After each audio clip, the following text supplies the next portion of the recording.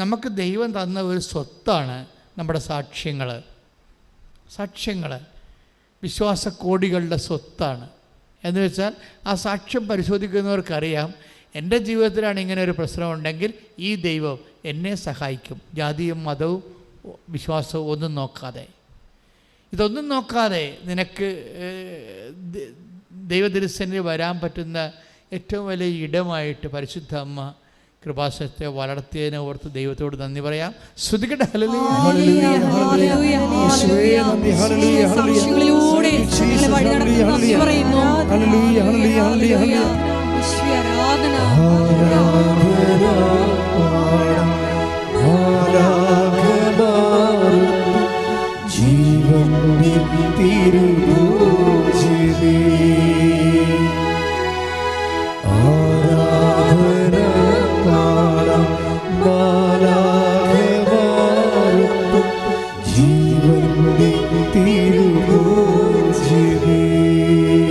പരിശുദ്ധ പരമദിവ്യകാരുണ്യത്തിന്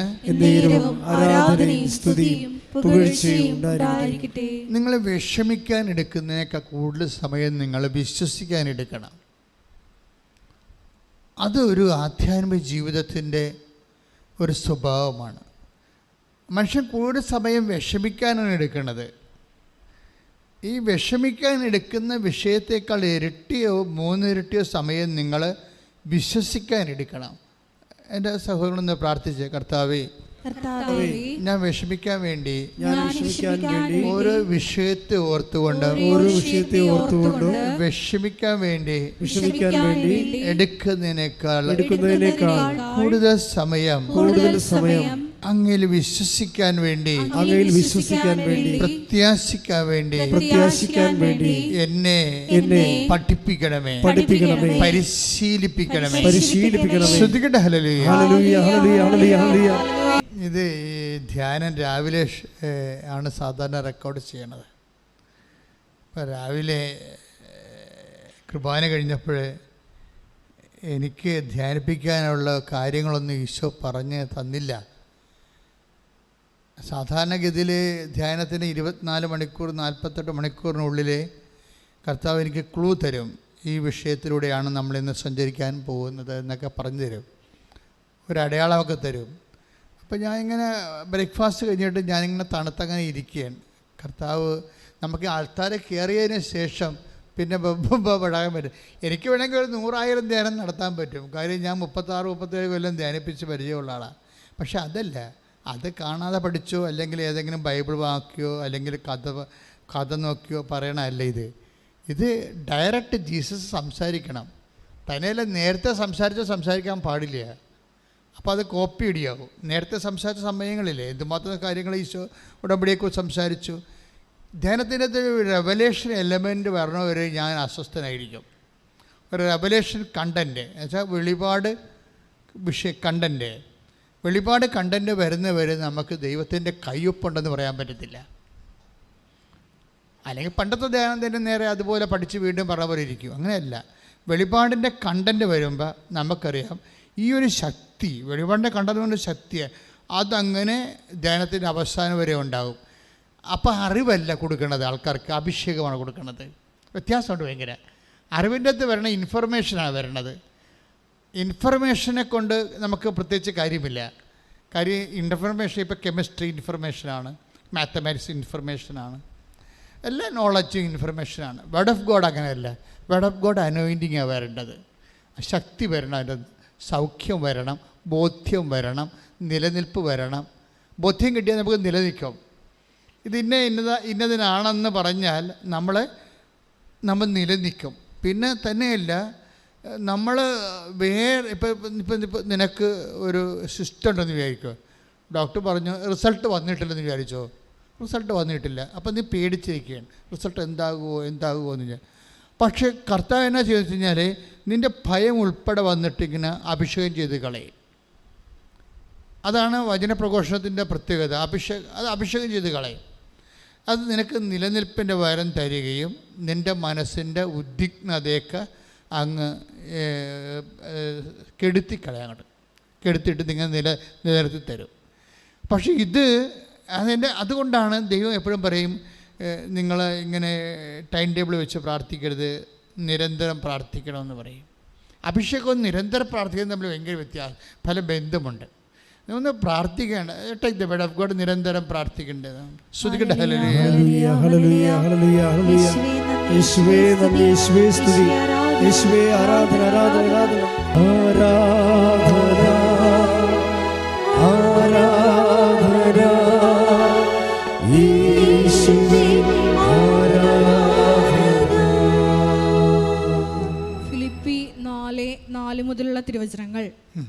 നിങ്ങൾ എപ്പോഴും നമ്മുടെ കർത്താവിൽ സന്തോഷിക്കുവിൻ. പറഞ്ഞേ, നിങ്ങൾ എപ്പോഴും നമ്മുടെ കർത്താവിൽ സന്തോഷിക്കുവിൻ. ഞാൻ വീണ്ടും പറയുന്നു, നിങ്ങൾ സന്തോഷിക്കുവിൻ. ലൈൻസിന്റെ പോക്ക് കണ്ടല്ലേ? എന്താ? നിങ്ങൾ എപ്പോഴും നമ്മുടെ കർത്താവിൽ. അപ്പോൾ the very name of Jesus, കർത്താവിൻ്റെ പേര് പോലും നമുക്കെന്താണ്? സന്തോഷത്തിൻ്റെ കാരണമാണ്. ചിലരുടെ ഓർമ്മകൾ പോലും നമുക്ക് സന്തോഷത്തിൻ്റെ കാരണമാണ്.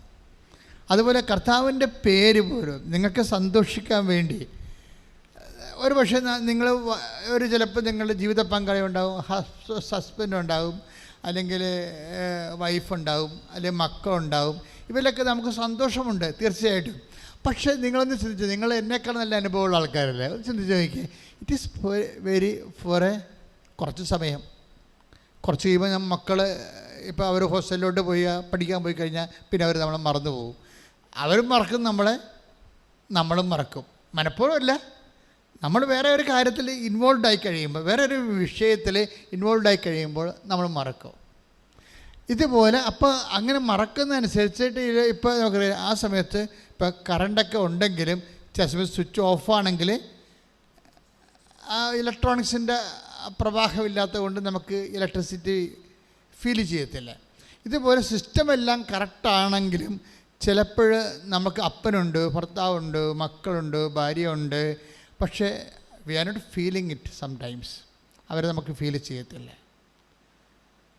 അതുകൊണ്ട് എപ്പോഴും. പക്ഷേ ദൈവം അങ്ങനെയല്ല. ദൈവത്തിൻ്റെ സ്വിച്ച് ഓഫും സ്വിച്ച് ഓണും ഇല്ല, ബാക്കി എല്ലാ വിഷയങ്ങൾക്കും ഉണ്ട്. എന്താ പ്രശ്നം വെച്ചാൽ, നമ്മൾ ദൈവത്തിൻ്റെ കാര്യങ്ങളിൽ സീരിയസ് ആണ്, ദൈവത്തിൻ്റെ കാര്യങ്ങളിൽ നമ്മൾ അലേർട്ടാണ്. എന്ത് കാര്യം ചെയ്യുമ്പോഴും ഈശോയ്ക്ക് ഇഷ്ടപ്പെടുമോ, അല്ലെങ്കിൽ ഇങ്ങനെ ഞാൻ ചെയ്താൽ അതിന് ഈശോയ്ക്ക് ഉണ്ടാകുന്ന ഒന്നാമത്തെ ഈ കോൾഡോ നമുക്ക് ഈ രുചിഭേദങ്ങളെപ്പോലെ തന്നെയാണ്. ദൈവം ഒരു പേഴ്സണായത് കാരണം എല്ലാ വിധത്തിലുള്ള വിഷയങ്ങൾക്കും ന്യൂട്രല്ല ഒരിക്കലും. എനിക്കങ്ങനെയാണ് കർത്താവിനെ മനസ്സിലായിരിക്കും. 4 വയസ്സ് മുതൽ ദൈവത്തിനെ അറിയാം. അപ്പോൾ ദൈവത്തിൻ്റെ സ്വഭാവം ന്യൂട്രല്ല, ഒരിക്കലും നെഗറ്റീവ് ആയിരിക്കത്തില്ല, എപ്പോഴും ഇങ്ങനെ പോസിറ്റീവ് ആയിരിക്കും. പക്ഷേ എല്ലാ വിഷയങ്ങളെക്കുറിച്ചും വളരെ ആൻസറബിളായിരിക്കും എല്ലാ വിഷയവും. അതുകൊണ്ടാണ് നീ നിൽക്കുന്നത് ഞാൻ അറിയുന്നു, നീ കിടക്കുന്നത് ഞാൻ അറിയുന്നു, നീ ഉറങ്ങുന്നത് ഞാൻ അറിയുന്നു, എല്ലാ കാര്യങ്ങളും. അപ്പോൾ അവിടെ സ്വിച്ച് ഓഫ് ചെയ്യാൻ പറ്റത്തില്ല. ഇസ്രായേലിൻ്റെ ദൈവം മയങ്ങുകയില്ല.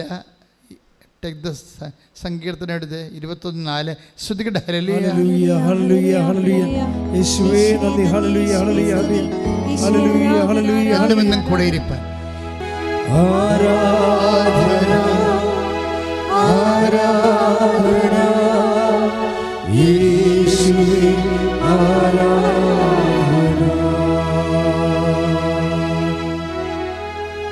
121 സങ്കീർത്തനം 4 തിരുവചനം. 121:4. ഇസ്രായേലിന്റെ പരിപാലകൻ. ഒന്ന് പറഞ്ഞേ. ഇസ്രായേലിന്റെ പരിപാലകൻ മയങ്ങുകയില്ല ഉറങ്ങുകയുമില്ല. ഉറക്കവും മയക്കവും ഒക്കെ എല്ലാം ഒരുപോലെയാണല്ലേ. ഒരാൾ മയങ്ങിയിരിക്കണമെങ്കിലും ആൾ ഉറങ്ങിയിരിക്കണമെങ്കിൽ ഫലത്തിൽ ഉറക്കം തന്നെയാണ്. മനസ്സിലായില്ലേ? നമ്മൾ മയങ്ങിയിരുന്നാലും ഉറങ്ങിയിരുന്നാലും ഫലത്തിൽ ഉറക്കം തന്നെയാണ്. അതുകൊണ്ട് ഇന്ത്യൻ മീമാംസകളിലൊക്കെ ദൈവത്തിന് മീനാക്ഷി എന്നൊക്കെ വിളിക്കത്തില്ലേ? എന്താ മീനിൻ്റെ അക്ഷിയുള്ള ആൾ, കണ്ണിന് എന്താ മീനിന് കൺപോളയില്ലല്ലോ, അതിങ്ങനെ എപ്പോഴും തുറന്നിരിക്കുക അല്ലേ, എല്ലാം തുറന്നിരിക്കുക. അതുകൊണ്ടാണ് മീനിൻ്റെ കണ്ണ് എന്നുവെച്ചാൽ കൺപോളയില്ലാത്ത ആൾ, എപ്പോഴും എല്ലാം കണ്ടുകൊണ്ടിരിക്കുന്ന ആൾ, ഉറങ്ങാത്ത ആൾ, മയങ്ങാത്ത ആൾ. അതിൻ്റെ അങ്ങനെ പറയാന്ന് വെച്ച് കഴിഞ്ഞാൽ അതിന് ഇസ്രയേൽ പറഞ്ഞിരിക്കുന്നത് ഇസ്രയേലിൻ്റെ പരിപാലകൻ എന്നാണ് പറയണത്. അപ്പോൾ ഇസ്രയേൽ എന്ന് പറഞ്ഞാൽ ആരാണ്? വിശ്വസിക്കുന്ന ആരും ഇസ്രയേലിനാണ്. ആരാണ് വിശ്വസിക്കണത് അവൻ ഇസ്രയേലിൻ്റെ അർത്ഥം എന്താണ്? The chosen. അതാണ് ദ ചോസൺ, തിരഞ്ഞെടുക്കപ്പെട്ട ആൾ. ദൈവത്താൽ ആർക്കാണ് വിശ്വാസമുള്ളത് അവൻ തിരഞ്ഞെടുക്കപ്പെട്ട ആളാണ്. അവൻ ഇസ്രയേലായി. ആർക്കാണ് വിശ്വാസം ദൈവത്തിലുള്ളത്? ഹിസ് ചോസൺ, തിരഞ്ഞെടുക്കപ്പെട്ട ആളായി, ഇസ്രയേലായി. അവൻ്റെ ദൈവത്തിൻ്റെ സ്വഭാവം എന്താണ്? ഉറക്കമില്ല. എന്തിനാണ് ഉറക്കമില്ലായിരിക്കണത്? പരിപാലകനാണ്. നിന്നെ പ്രൊട്ടക്റ്റ് ചെയ്യാൻ വേണ്ടിയാണ്. പ്രൊട്ടക്ഷൻ, ഈ പരിപാലനമെന്ന് പറഞ്ഞു കഴിഞ്ഞാൽ ഒരു വല്ലാത്ത പരിപാലനമാണ്. ഇല്ല, അതായത് ഈ പരിപാലന തന്നെയാണ് നമ്മൾക്ക് ഇപ്പം സങ്കീർത്തനം 121:4 നമുക്ക് കിട്ടിയത് അല്ലേ? ഈ ഒന്ന് പറഞ്ഞ ഇസ്രായേലിൻ്റെ പരിപാലകൻ ഉറങ്ങുകയില്ല മയങ്ങുകയില്ല. അപ്പോഴ് മയങ്ങാത്ത ദൈവം എന്ന് പറഞ്ഞാൽ നിന്നെ പരിപാലിക്കുന്ന ദൈവം എന്ന് എൻ്റെ അർത്ഥം. പരിപാലിക്കുക. എന്തിനാണ് ഉറങ്ങാതിരിക്കണത്? എന്തിനാണ് മയങ്ങാതിരിക്കണത്? നമ്മളെ പരിപാലിക്കുക. ഇത് മനുഷ്യന്മാർ അവരുടെ ജീവിതത്തിൽ അനുഭവിച്ച അനുഭവത്തിൽ നിന്നാണ് ഈ സങ്കീർത്തനമൊക്കെ എഴുതി വെക്കണതേ. ദൈവത്തോട് ഏറ്റവും അടുത്ത് ജീവിക്കുന്ന ആൾക്കാരുടെ ഉള്ളിൽ സങ്കീർത്തനം അറിയാതെ തന്നെ വന്നോളൂ. എല്ലാവർക്കും ഇപ്പം ചിലർ ദൈവത്തിന് ആനന്ദം കൊണ്ട് കരയും. അതും ഒരു സങ്കീർത്തനമാണ്.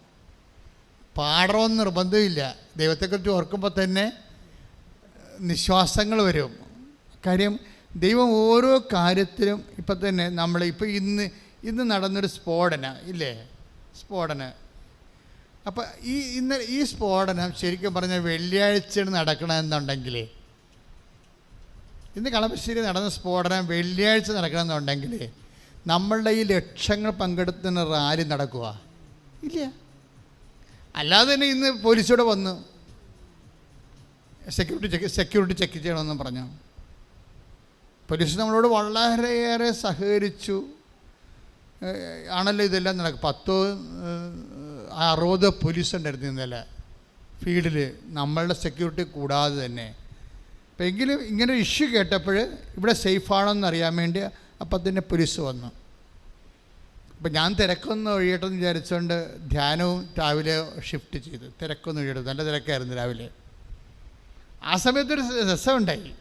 എന്ന് വെച്ച് കഴിഞ്ഞാൽ എൻ്റെ പ്രശ്നം അത് മാത്രമല്ല, എൻ്റെ പ്രശ്നം കർത്താവ് എന്നോട് സംസാരിച്ചിട്ടില്ലായിരുന്നു.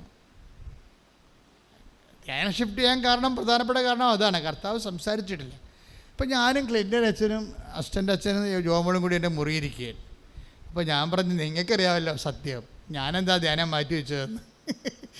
കർത്താവ് ഇതുവരെ സംസാരിച്ചിട്ടില്ല. അപ്പം ഞാനങ്ങനെ മൂടൗട്ടാടങ്ങനെ ഇരിക്കുകയാണ്. ഒരു 10:30 11 മണിയായി, ധ്യാനത്തിലേക്കുള്ള സമയമായി. പക്ഷേ ഈശോ ഒന്നും മിണ്ടണില്ല.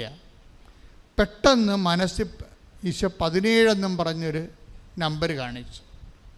17. അപ്പോൾ എനിക്ക് മനസ്സിലായി കർത്താവ് റെസ്പോണ്ടിങ് ആയിട്ടുണ്ടെന്ന് തോന്നി. അപ്പോൾ ഞാൻ ജോമോള് പറഞ്ഞ് just take the Bible and just open at a glance എന്ന് പറഞ്ഞു. അപ്പോൾ ജോമോള് ബൈബിൾ എടുത്ത് വിശ്വാസപ്രമാണം ചെയ്തിട്ട് പെട്ടെന്ന് ഓപ്പൺ ചെയ്ത് റീഡ് ഇറ്റ് എന്ന് പറഞ്ഞു. അപ്പോൾ 8:17 ഞാൻ പറഞ്ഞാൽ 17 ഏതാ അതിനകത്ത് ആ 2 പേജ് ഓപ്പൺ ചെയ്യുമ്പോൾ 2 പേജിൽ 17 എവിടെയുള്ളത് നോക്കാൻ പറഞ്ഞു. കർത്താവ് കാണിച്ച 17 ആണല്ലോ. അപ്പോൾ നോക്കിയപ്പോൾ 8:17 ഉള്ളത്. യോഹന്നാൻ്റെ 8:17. Take the word of God. ശ്രദ്ധിക്കട്ടെ. ഹല്ലേലൂയ. യോഹന്നാൻ 8:17 കർത്താവ് പറഞ്ഞ വാചനം. 2 പേരുടെ സാക്ഷ്യം സത്യമാണെന്ന് നിങ്ങളുടെ നിയമത്തിൽ തന്നെ എഴുതിയിട്ടുണ്ടല്ലോ. വചനത്തിൽ എഴുതിയിട്ടുണ്ട്. നിയമം എന്ന് വെച്ചാൽ വചനം എന്നതിൻ്റെ അർത്ഥം. നിയമത്തിൽ എഴുതിയിട്ടുണ്ടല്ലോ. എന്താണ് എഴുതിയിരിക്കുന്നത്? വചനത്തിൽ എഴുതിയിട്ടുണ്ട്. എന്താണ് എഴുതിയിരിക്കുന്നത്? 2 പേരുടെ സാക്ഷ്യം സത്യമാണ്. അപ്പോൾ ഒരു വിഷയത്തെക്കുറിച്ച് 2 പേര് പറഞ്ഞാൽ അത് സത്യമാണ്, ദൈവിക കാര്യങ്ങളാണ്. അപ്പോഴെനിക്ക് മനസ്സിലായി ഈ രണ്ട് പേരിൽ കൂടുതൽ പറഞ്ഞിരിക്കുന്ന കാര്യം എന്താണ്, ഈശോ എന്താ ഉദ്ദേശിക്കുക മനസ്സിലായി. രണ്ട് കൃപാസനത്തിൽ അൾത്താരയിൽ സാക്ഷ്യത്തെക്കുറിച്ചല്ലേ പറയണത്. എന്താ പറഞ്ഞത്? രണ്ട് പേരിൽ വായിച്ചു, രണ്ടുപേരുടെ സാക്ഷ്യം സത്യമാണെന്ന് നിങ്ങളുടെ നിയമത്തിൽ തന്നെ എഴുതിയിട്ടുണ്ടല്ലോ. അപ്പോൾ സാക്ഷ്യത്തെക്കുറിച്ചാണ് ഈശോ പറയണത്, അച്ഛൻ്റെ പ്രസംഗത്തെക്കുറിച്ചല്ല. ഇപ്പം സാക്ഷ്യത്തെക്കുറിച്ചാണ് പറയുന്നത്. അത് രണ്ടുപേരും ഒരേ സാക്ഷ്യം പറഞ്ഞാൽ അത് സത്യമാണെന്നാണ് ഈശോ പറയുന്നത്. അപ്പോൾ എനിക്ക് മനസ്സിലായി ഈശോ ഉദ്ദേശിക്കുന്നത് സാക്ഷ്യത്തെക്കുറിച്ച് പ്രസംഗിക്കാനാണെന്ന് മനസ്സിലായി. അപ്പോഴെന്താണ് പ്രസംഗിക്കേണ്ടത്? രണ്ട് പേരുടെ സാക്ഷ്യം. എന്നുവെച്ചാൽ രണ്ടാൾക്കാർ എപ്പോഴെങ്കിലുമൊക്കെ രണ്ടോ മൂന്നോ രണ്ടിൽ കൂടുതലോ എപ്പോഴെങ്കിലും ഒരേ കാര്യം തന്നെ സാക്ഷ്യപ്പെടുത്തിയാൽ അത് വേദപുസ്തക പ്രകാരം അത് സത്യമായ കാര്യമായിട്ട് നമ്മൾ മനസ്സിലാക്കണമെന്ന്. അപ്പം ഞാൻ നോക്കിയിട്ട് രണ്ട് പേരുടെ സാക്ഷ്യം, ഇത് ഇങ്ങനെ രണ്ടല്ല, ഒരു വിഷയത്തെക്കുറിച്ച് ഒരു 10-20 പേര് ഈ 2-3 മാസത്തിന് പറഞ്ഞ ഒരു സബ്ജക്റ്റ് ഉണ്ട്. അപ്പോൾ എനിക്കത് പിടിവിട്ട് ഈശോ എന്താണ്, എങ്ങോട്ടാണ് ഈശോ പോകണമെന്ന് എനിക്ക് മനസ്സിലായി. അതായത് ഇവിടെ നടന്ന സാക്ഷ്യങ്ങളിൽ, കൃപാസന ഉടമ്പടി സാക്ഷ്യങ്ങളിൽ റെക്കറി ചെയ്ത് വരുന്ന സബ്ജക്റ്റ് എന്താണ് എന്ന് എനിക്ക് മനസ്സിലാകാൻ കാരണം ഇന്നലെ ഇവിടെയൊക്കെ വല്ലാത്തൊരു ഡിസ്കഷൻ നടന്നുകൊണ്ടിരിക്കുകയായിരുന്നു. കാര്യം ഇന്നലെ കോഴിക്കോട് പിതാവിൻ്റെ നമ്മുടെ റാലിയുടെ അവസാനം ആദ്യത്തിൽ കുർബാന അർപ്പിച്ചത് ചക്കാലക്കൽ തിരുമേനിയാണ്, വർഗീസ് ചക്കാലക്കൽ തിരുമേനി. അപ്പോൾ ഇതിൻ്റെ ഈ ഉടമ്പടിയുടെ ടച്ചിങ് ഞങ്ങളുടെ ആലപ്പുഴ പിതാവിന് കൊടുത്തതുപോലെ തന്നെ ദൈവം ചക്കാലക്കൽ പിതാവിന് അതുപോലെ തന്നെ ഉള്ള വെളിപാട് കൊടുത്തിട്ടുണ്ട് ഉടമ്പടിയെക്കുറിച്ച്. കാര്യം പുസ്തകം എഴുതിയപ്പോൾ അദ്ദേഹമാണ് അതിൻ്റെ അത് കൺകറൻസ് ചെയ്തിരിക്കുന്നത്. അതിൻ്റെ ദൈവശാസ്ത്ര കാര്യം അന്ന് അദ്ദേഹത്തിനായിരുന്നു സഭയിൽ അധികാരം, പവറല്ല, ഇതൊക്കെ അതായത് തിയോളജിക്കൽ കമ്മീഷനായിരുന്നു. KCB കേരള സഭയുടെ ദൈവശാസ്ത്ര കമ്മീഷൻ്റെ ചെയർമാനായിരുന്നു. ഞങ്ങൾക്കത് അറിയത്തില്ലായിരുന്നു. അദ്ദേഹത്തിൻ്റെ കയ്യിലാണ് മാതാവ് ഈ പുസ്തകത്തിൻ്റെ കയ്യെഴുത്ത് പ്രതി കൊണ്ട് കൊടുക്കുന്നത് ഉടമ്പടിയുടെ. അദ്ദേഹം അതെല്ലാം പരിശോധിച്ചിട്ട് അതിൻ്റെ ദൈവശാസ്ത്രപരമായ രീതിയിൽ അതിനെല്ലാം വിശ്വസിച്ച് അതിൻ്റെ തെറ്റുണ്ടോ എന്ന് നോക്കി. കാര്യം ദൈവം നമുക്കങ്ങനെ ആർക്കും കയറി എന്തും പഠിപ്പിക്കാൻ പറ്റത്തില്ലേ. അതിന് ദൈവവചനത്തോട് ബന്ധമുണ്ടാകണം, വചനപരമായിരിക്കണം. സഭയുടെ നിയമങ്ങളുണ്ട്, കാറ്റഗിസമത്ത് കാത്തലിക് ചർച്ചുണ്ട്, അത് വലിയ പുസ്തകമാണ്. പിന്നെ വത്തിക്കാൻ സുനദോസിൻ്റെ ഡയറക്ടറി ഉണ്ട്, സുനദോസിൻ്റെ ഡോക്യുമെൻറ്റ്സ് ഉണ്ട്. ഇങ്ങനെ സഭയിലെ ജെറോം ബിബ്ലിക്കൽ കമൻട്രി ഉണ്ട്. ഇതെല്ലാം വലിയ 10,000-3000 പേജുകളുള്ള വലിയ പുസ്തകങ്ങളാണ്. ഈ പുസ്തകങ്ങളിലൊക്കെ ആയിട്ട് കൺകർ ചെയ്യണം. ഒരു പ്രയർ വരുമ്പോൾ, സഭയിൽ പുതിയ വരുമ്പോൾ, സഭയിലെ ഈ 2000 വർഷങ്ങളുടെ ഉരുത്തിരിഞ്ഞിട്ടുള്ള ദൈവശാസ്ത്രവുമായിട്ട് ഡോഗ്മയുമായിട്ട് ഇതിനെ സിങ്ക് ചെയ്യണം. അല്ലെന്നുണ്ടെങ്കിൽ അബദ്ധ പ്രബോധനമാകും. വേണമെങ്കിൽ സഭയ്ക്ക് എന്നെ സസ്പെൻഡ് ചെയ്യാൻ പറ്റും. പെട്ടെന്നായിരിക്കും ഇതൊക്കെ നടക്കുന്നത്. അപ്പോൾ എനിക്കതിനെക്കുറിച്ച് പേടിയുണ്ടായിരുന്നു. ഇങ്ങനെ കർത്താവ് നമുക്ക് ഉടമ്പടിയെ തന്നെങ്കിലും അതിൻ്റെ ദൈവശാസ്ത്രവും കാത്തലിക് കാറ്റഗിസവും അതിൻ്റെ വത്തിക്കാൻ ഡോക്യുമെൻറ്റും എല്ലാം ക്ലിയർ ചെയ്യാൻ വേണ്ടി മാതാവ് ഈ പിതാവിനെ ഇവിടെ കൊണ്ടുവന്ന് കൈയെഴുത്ത് പ്രതി മേടിച്ചുകൊണ്ട് പോയി. ആ ഒരു പ്രത്യേക സാഹചര്യത്തിൽ അത് ഇതിൻ്റെ പിന്നിലെല്ലാം ഒരു അത്ഭുതത്തിൻ്റെ ദൈവം നേരിട്ട് ചെയ്യണ കുറേ കാര്യങ്ങളുണ്ട്, നമുക്കറിയാൻ പാടില്ലാത്ത കാര്യങ്ങൾ. എനിക്കറിയത്തില്ലായിരുന്നു വർഗീസ് പിതാവ് ചക്കാലക്കൽ പിതാവാണ് തിയോളജിക്കൽ കമ്മീഷൻ്റെ ചെയർമാനെന്ന്. എനിക്കറിയാൻ പാടില്ല. രണ്ടാമത്തെ കാര്യം, ഇങ്ങനെയുള്ള പുസ്തകങ്ങൾ തിയോളജിക്കൽ കമ്മീഷനാണ് അവസാനമായിട്ട് പരിശോധിക്കേണ്ടതെന്നും എനിക്കറിയത്തില്ലായിരുന്നു. പക്ഷെ മാതാവിനെല്ലാം അറിയാം. അതാണ് നമ്മൾ സംഭവം. എനിക്ക് 2 കാര്യം അറിയാൻ പാടില്ലായിരുന്നു. ഒരു കാര്യം എനിക്കറിയാൻ പാടില്ലാതിരുന്നത് തിയോളജിക്കൽ കമ്മീഷനാണ് ഇത് അടിസ്ഥാനപരമായിട്ട് മലയാളത്തിൽ ഇറങ്ങുന്ന കേരള സഭയിലുണ്ടാകുന്ന വിഷയങ്ങളെ പരിശോധിക്കേണ്ട ആളെന്ന് എനിക്കറിയത്തില്ലായിരുന്നു. രണ്ടാമത്തെ എനിക്കറിയാൻ പാടില്ലത് ചക്കാലക്കൽ പിതാവാണ് ഇത് പരിശോധിക്കേണ്ട ആളെന്നും എനിക്കറിയത്തില്ല. സത്യമായിട്ട് അറിയത്തില്ല. ആൾക്കാരെന്ന് ഞാൻ പറഞ്ഞ കാര്യമല്ലേ. പക്ഷേ ഇത് രണ്ടും മാതാവിനറിയാം. നിങ്ങൾ ചിന്തിക്കേണ്ട ഒരു കാര്യം ഇതുണ്ട്. നിങ്ങളുടെ ജീവിതം ഇതുപോലെ തന്നെ സംഭവം. നിങ്ങളുടെ വീട്, നിങ്ങളുടെ വിവാഹം, നിങ്ങളുടെ മക്കൾ, നിങ്ങളുടെ ജോലി, നിങ്ങളുടെ കടങ്ങൾ, ഇതെങ്ങനെ പരിഹരിക്കണമെന്ന് നിങ്ങൾക്കറിയത്തില്ല. ക്ലിയർ അല്ലേ? പക്ഷേ നിൻ്റെ ദൈവത്തിന് അറിയാം. കൈയടിച്ച് കർത്താൻ ഇപ്പോഴും മക്കൾക്കൊരു കാര്യം മനസ്സിലായില്ലേ? ഇതിനാണ് പരിപാലനമെന്ന് പറയുന്നത്. നമ്മുടെ സബ്ജക്റ്റ് എന്താണ്? ഇസ്രായേലിൻ്റെ പരിപാലകൻ മയങ്ങുകയില്ല, ഉറങ്ങുകയില്ല. ഇവിടുത്തെ പരിപാലനം എന്താണ്? എനിക്ക് ഇതിനെക്കുറിച്ച് അറിയത്തില്ല. എന്തറിയാൻ പാടില്ല? ചക്കാലക്കൽ പിതാവാണ് KCBC ചെയർമാൻ എന്നറിയാൻ പാടില്ല. ഞാനിങ്ങനെ സഭയുടെ ഔദ്യോഗികമായ വലിയ കാര്യങ്ങളൊന്നും തിരക്കാറില്ല. ഞാൻ നിങ്ങളുടെ പ്രശ്നവുമായിട്ടാണ് എല്ലാ ജീവിതത്തിൽ എൻ്റെ പ്രാർത്ഥനയും.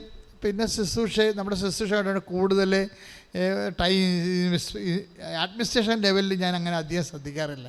അഡ്മിനിസ്ട്രേഷൻ്റെ കഴിവും ദൈവത്തിൻ്റെ കൃപയും അതിനുള്ള അധികാരം കൊടുത്തവർ അത് ഭംഗിയായിട്ട് ജീവിക്കും. ഞാൻ അനുസരണയോടെ അവർക്ക് വഴിപ്പെട്ട് എൻ്റെ കർത്താവിന് ശുശ്രൂഷ ചെയ്യും. നമുക്ക് അത്രയും പ്രശ്നങ്ങളുള്ളത്. അപ്പോൾ അതുകൊണ്ട് എനിക്കറിയാൻ ഞാൻ ശ്രദ്ധിക്കാൻ എനിക്കറിയാൻ പറ്റാഞ്ഞത്. രണ്ടാമത്തെ കാര്യം എന്താ സംഭവം? ഈ കമ്മീഷനാണ് ഈ വിഷയം അടിസ്ഥാനപരമായിട്ട് ആത്യന്തികമായിട്ട് കേരളത്തിൽ ചർച്ച ചെയ്യേണ്ടതെന്ന് അറിയത്തില്ലായിരുന്നു. ഞാൻ എന്താ ഇപ്പോൾ പറയാൻ ഉദ്ദേശിക്കുന്നത്? ഞാൻ നേരത്തെ പറഞ്ഞു ഉറപ്പിച്ചതിന് ഇപ്പോഴും പറയാൻ ഉദ്ദേശിക്കുന്നത് എന്താണ്? നിങ്ങളുടെ ജീവിതം, നിങ്ങളുടെ വീട്, നിങ്ങളുടെ ജീവിതം, നിങ്ങളുടെ സാമ്പത്തിക അവസ്ഥ, നിങ്ങളുടെ കടങ്ങൾ, നിങ്ങളുടെ ജോലി, നിങ്ങളുടെ കുടുംബത്തിൻ്റെ സമാധാനം, നിങ്ങളെവിടെ ജീവിക്കും, ഇതൊന്നും നിങ്ങൾക്കറിയത്തില്ല. കുറച്ച് കാര്യങ്ങളറിയാം, ചില കാര്യത്തെക്കുറിച്ച് നിങ്ങൾക്ക് ബിഗ് സീറോയാണ്, ഒന്നും അറിയത്തില്ല. പക്ഷേ എന്താ നമ്മുടെ ഉറപ്പ്? നിൻ്റെ ദൈവത്തിന് നിന്നെക്കുറിച്ച് എല്ലാം അറിയാം. നീ എവിടെയാണ് താമസിക്കേണ്ടത്, എങ്ങനെയാണ് നിൻ്റെ കടം പരിഹരിക്കേണ്ടത്, എങ്ങനെയാണ് നിൻ്റെ രോഗം സുഖപ്പെടേണ്ടത്, എവിടെയാണ് നീ പഠിക്കേണ്ടത്, നീ ഇപ്പം അനുഭവിക്കുന്ന പ്രശ്നങ്ങൾക്ക് എന്താണ് പ്രതിവിധി എന്ന് നിൻ്റെ ദൈവത്തിനറിയാം. കൈയടിച്ച് കർത്താവ് അപ്പോൾ ഈശോയുടെ മനസ്സിൽ എന്താ ഉള്ളത്? രണ്ടുപേര് കൂടി പറയുന്ന സാക്ഷ്യങ്ങൾ, രണ്ടുപേരും ഒരേ കാര്യത്തെക്കുറിച്ച് സാക്ഷ്യം പറഞ്ഞാൽ അത് സത്യമാണ്. ഇപ്പോൾ രണ്ടുപേര് കൂടി പറഞ്ഞ സാക്ഷ്യങ്ങളിൽ ഈ ദിവസങ്ങളിൽ ചർച്ചയ്ക്ക് വന്നത് എന്താണ്? അപ്പോൾ വർഗീസ് പിതാവ് ഇന്നലെ കുർബാന അർപ്പിച്ചപ്പോൾ അവസാനം പറഞ്ഞൊരു വാക്കുണ്ട്. എന്താണ്? അദ്ദേഹം ടൈക്കനപ്പായിപ്പോയി, അഭിഷേകത്തിൽ നിറഞ്ഞ് അദ്ദേഹം പറഞ്ഞ് ഇതിനൊരു ജപമാലയുടെ ഒരു വൈബ്രേഷൻ ഉണ്ട്. എല്ലാ ജനങ്ങളും, ലക്ഷക്കണക്കിന് ജനങ്ങളിങ്ങനെ പ്രാർത്ഥിച്ച് അന്തരീക്ഷം മുഴുവൻ ദൈവ ചൈതന്യം നിറഞ്ഞു നിന്നപ്പോൾ അദ്ദേഹത്തിന് ഉണ്ടായിരുന്ന ഒരു ഉൾവിളിയുണ്ട്. എന്താണ്? അടുത്ത കൊല്ലം ഞാനും ഈ റാലിയുടെ കൂടെ നിങ്ങളുടെ കൂടെ നടന്നു വരുമെന്ന്. അതൊരു അഭിഷേകമാണ്. അതുകൊണ്ടല്ലേ പിന്നീട് ഒരു കാര്യം എന്താ അദ്ദേഹം അത് പറയാൻ കാരണം എന്ന് വെച്ചാൽ, അദ്ദേഹം പറഞ്ഞ അവസാനം പറഞ്ഞിട്ടില്ലേ, ഞാൻ അൾത്താരെ കയറിയപ്പോൾ ഞാൻ കൃപാസനം മാതാവ് എന്നോട് സംസാരിച്ചു. അതാണ്. അപ്പോൾ അത് കേട്ടപ്പോൾ എനിക്ക് രോമാഞ്ചായിപ്പോയി. ഇക്കാര്യം എനിക്കിത് അറിയാവില്ല, അമ്മയ്ക്ക് ഈ പരിപാടി ഉള്ളതാണെന്നറിയാം. എത്രയോ മനുഷ്യരോട് അമ്മ സംസാരിക്കുന്നത്. അതായത് ഞാൻ അൾത്താരെ കയറിയപ്പോൾ, ആദ്യമായി അൾത്താരെ കയറിയപ്പോൾ കൃപാസന അമ്മ എന്നോട് സംസാരിച്ചു. എന്താ സംസാരിച്ചത്? ഞാൻ നിന്നെ കാത്തിരിക്കുകയായിരുന്നു, ഞാൻ നിന്നെ കാത്തിരിക്കുകയായിരുന്നു. അപ്പോൾ എത്രയോ കാലമായിട്ട് ഇയാൾ ഇവിടെ വരാൻ വേണ്ടി അമ്മ കാത്തിരുന്നു എന്നുള്ളതാണ്. അതിനെ കാത്തിരിക്കാൻ കാരണം ഉണ്ടായത് ഞാൻ എൻ്റെ പിതാവിനാണ് ഇങ്ങനെയുള്ള കാര്യങ്ങൾക്കെല്ലാം വിളിക്കുന്നത്, രൂപതാധ്യക്ഷനെ വിളിക്കത്തു. പിതാവ് പറഞ്ഞ് ആ ദിവസങ്ങൾ ഞാൻ കോഹിമയിലാണെന്ന് പറഞ്ഞായിരുന്നു. ഒക്ടോബർ 28 ഞാൻ കോഹിമയിലാണെന്ന് പറഞ്ഞു. അപ്പോൾ ഞാൻ പിതാവ് പറഞ്ഞു അങ്ങനെയാണെങ്കിൽ ഞാൻ ചക്കാലക്കൽ പിതാവിനെ വിളിച്ചോട്ടെ എന്ന് ചോദിച്ചു. അപ്പോൾ അതിനോട്ട് അപ്പോൾ ഞങ്ങളുടെ പിതാവ് എല്ലാം ഇങ്ങനെ പെട്ടെന്ന് സന്തോഷത്തോടെ അംഗീകരിച്ച് പ്രോത്സാഹിപ്പിക്കുന്ന ആളാണ്. അപ്പോൾ ഞാൻ 3 പിതാക്കന്മാരെ വിളിച്ചു. അപ്പോൾ എന്താ സംഭവിച്ചു കഴിഞ്ഞാൽ, പക്ഷേ പിതാവിൻ്റെ ആ സമയത്ത് ചക്കാലപ്പിതാവ് കുർബാന എടുത്ത് കഴിഞ്ഞ് സമ്മതിച്ചതിന് ശേഷം ഞങ്ങളുടെ പിതാവിൻ്റെ പ്രോഗ്രാം കട്ടായി, കോഹിമയിലെ പ്രോഗ്രാം കട്ടായി. അപ്പോൾ പിതാവ് ഫ്രീ ആയി. അപ്പോൾ ഞാൻ പിതാവിനോട് പിതാവ് വരുന്നില്ലേ, ഞാൻ തീർച്ചയായിട്ടും ഞാൻ വന്നോളാം എന്ന് പറഞ്ഞു. അപ്പോൾ അങ്ങനെ പിതാവ് വന്നു. പക്ഷേ കുർബാന ചെല്ലാൻ മാതാവ് ട്വിസ്റ്റ് നടത്തിയാണ് അവിടെ. അതാണ് ഞാൻ നിന്നെ കാത്തിരിക്കുകയായിരുന്നു പറഞ്ഞില്ല, അതാണ് എൻ്റെ അർത്ഥം. ആ പ്രോഗ്രാം കട്ടാക്കി ട്വിസ്റ്റ് ചെയ്ത് എഡിറ്റ് ചെയ്ത് കയറ്റിയതാണ്. അതായത് ഈ പരിപാലനം എന്ന് പറഞ്ഞ ഇതാണ്. ഇസ്രായേലിൻ്റെ ദൈവം മയങ്ങുകയില്ല, ഇസ്രായേലിൻ്റെ പരിപാലകൻ. നമ്മുടെ പ്രോഗ്രാം പോലും ഒരു പരിപാലനയുടെ ഭാഗമായിട്ട് മാറുകയാണ്. അത് എന്തുകൊണ്ടാണ് നിങ്ങളോട് ഞാൻ പറഞ്ഞത്? ഇപ്പം നിരന്തരം പ്രാർത്ഥിക്കേണ്ടതിൻ്റെ ആവശ്യത വ്യക്തമാക്കണം. Take the word of God. ശ്രദ്ധിക്കട്ടെ. ഹല്ലേലൂയ. ലൂക്ക 18:1. ലൂക്ക 18:1. ഭഗ്നാശരാകാതെ ഭഗ്നാശരാകാതെ എപ്പോഴും പ്രാർത്ഥിക്കണം എപ്പോഴും പ്രാർത്ഥിക്കണം എന്ന് കാണിക്കാൻ യേശു അവരോട് ഒരു ഉപമ പറഞ്ഞു. അപ്പം ദൈവത്തിൻ്റെ മനസ്സിലിരിപ്പ് എന്താണ്? ഭഗ്നാശരാകാതെ എന്ന് വെച്ച് കഴിഞ്ഞാൽ നമ്മൾ ടെൻഷൻ അടിക്കാതെ, തകർന്നു പോകാതെ, ശിഥിലമാകാതെ, മനസ്സ് ശിഥിലമാകാതെ പിന്നെ എന്ത് ചെയ്യണം? എപ്പോഴും പ്രാർത്ഥിക്കണം. എപ്പോഴും പ്രാർത്ഥിക്കുന്ന അതായത് നിങ്ങൾക്ക് നിങ്ങളുടെ പ്രാർത്ഥന ടൈം കൂടുന്നത്. ചിലർക്ക് പ്രാർത്ഥന എന്ന് പറയുമ്പോൾ അപ്പം തന്നെ ജപമാല എടുത്ത് അല്ലെങ്കിൽ തിരിയൊക്കെ കത്തിച്ച് കൈയും കാലും കഴുകി, അതല്ല. അത് നമ്മുടെ കറക്റ്റ് സിസ്റ്റമാറ്റിക് ആയിട്ടുള്ള നമ്മുടെ കോൺസ്റ്റിറ്റ്യൂട്ടഡ് പ്രെയറാണ്. അതല്ല. പ്രെയർ എന്ന് പറയുന്നത് ദൈവത്തെക്കുറിച്ചുള്ള ഓർമ്മയും ദൈവത്തോടുള്ള സ്നേഹവാത്സല്യങ്ങൾ തോന്നലും ഇതെല്ലാം കൂടുന്ന ഒരു ഇൻറ്റിമസി ഉണ്ട്. അതിനാണ് പ്രെയർ എന്ന് പറയുന്നത്.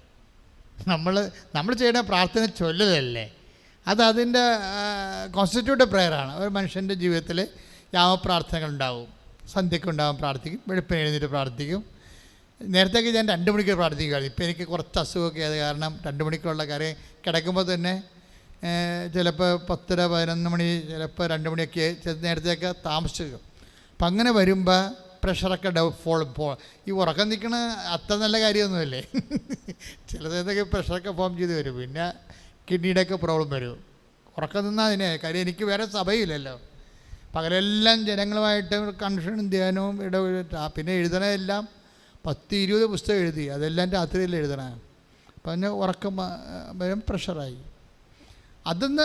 അതായത് നമ്മൾ ചെയ്യുന്നതിന് എനിക്കെൻ്റെ മനസ്സിൽ എപ്പോഴും ഉണ്ടായിരുന്നൊരു കർത്താവ് എനിക്ക് തന്നിരിക്കുന്നത് ടൈം കുറവാണെന്ന് എപ്പോഴും എന്നോട് പറയുമായിരുന്നു. ടൈം കുറവാണ്. അപ്പോൾ ഞാനെന്ത് ചെയ്യും? അപ്പോൾ ലിമിറ്റഡ് തന്നിരിക്കുന്ന ടൈമിന് മാക്സിമം വർക്ക് ചെയ്യും. തന്നിരിക്കുന്ന ടൈമിന് യാതൊരു കോംപ്രമൈസും ഇല്ലാതെ വർക്ക് ചെയ്യും. അപ്പോൾ അങ്ങനെ വരുമ്പോൾ അതിൻ്റെ ഇടയിൽ കുറച്ച് മനുഷ്യനല്ലേ, ശാരീരിക പ്രശ്നങ്ങളൊക്കെ ഉണ്ട്. ഞാൻ ആ വിഷയം പറയാനല്ല ഉദ്ദേശിക്കുന്നത്. ഞാൻ പറയാൻ ഉദ്ദേശിക്കുന്നത് നമ്മളുടെ ജീവിതത്തിൽ ദൈവം ഉദ്ദേശിക്കുന്നത് ഭഗ്നാശരാകാതെ നിരന്തരം പ്രാർത്ഥിക്കണമെന്നാണ്. അപ്പം നിരന്തരം പ്രാർത്ഥിക്കുമ്പോൾ നിങ്ങൾ ഓർക്കും ഇതെല്ലാം യാചനാ പ്രാർത്ഥനയാണോ? മകളെ കെട്ടപ്രായമായ മകളുണ്ടെങ്കിൽ മകളെ കെട്ടിക്കണേ. അങ്ങനെയല്ല മക്കളെ. നല്ല ദൈവബന്ധമുള്ളവരൊന്നും പറയത്തില്ല ദൈവത്തോട് കാര്യങ്ങൾ. എന്ന് വെച്ച് കഴിഞ്ഞാൽ ദൈവമായിട്ട് നല്ല ബന്ധമായിരിക്കും, ദൈവത്തിന് വേണ്ടി ജീവിക്കും, ദൈവത്തിന് വേണ്ടി. ഇപ്പം ഞാൻ തന്നെ ഉടമ്പടി എഴുതിക്കൊണ്ടിരുന്ന സമയത്ത് പരിശുദ്ധാത്മ നൽകുകയാണ്. എല്ലാവരെ കൊണ്ടും ഭക്ഷണം കൊടുപ്പിക്കണം, എല്ലാവരെ കൊണ്ടും രോഗികളെ പോയി കാണാൻ പറയണം, തറവാട്ടിലുള്ള വലിയപ്പന്മാരെ നോക്കാതെ ഇരിക്കുന്നവരെയും കുളിക്കാതിരിക്കുന്നവരെയും കുളിക്കാൻ പറയണം. ഇപ്പം നമ്മൾ കല്യാണം കഴിപ്പിച്ച ഉടമ്പടി പുസ്തകം എഴുതിയപ്പോൾ ഏറ്റവും സീരിയസ് ആയിട്ട് അന്ന് ദൈവം പറഞ്ഞൊരു കാര്യമുണ്ട്. ഞാൻ തൈക്കാട്ടുശ്ശേരിയിൽ നിന്നാണ് കുറച്ച് സമയം എഴുതിയ പള്ളിയിൽ എഴുതുന്നുണ്ട്. അപ്പോൾ അതിനകത്ത് പറഞ്ഞാണ് തറവാടുകളിൽ മുതിർന്ന ആൾക്കാരുണ്ട്, അവിടെ കെട്ടി വന്നിരിക്കുന്ന പെൺപിള്ളേർ പുതിയ പ്രായക്കാരാണ്, അവർക്ക് കുഞ്ഞുങ്ങൾ 2 പേരുണ്ട്.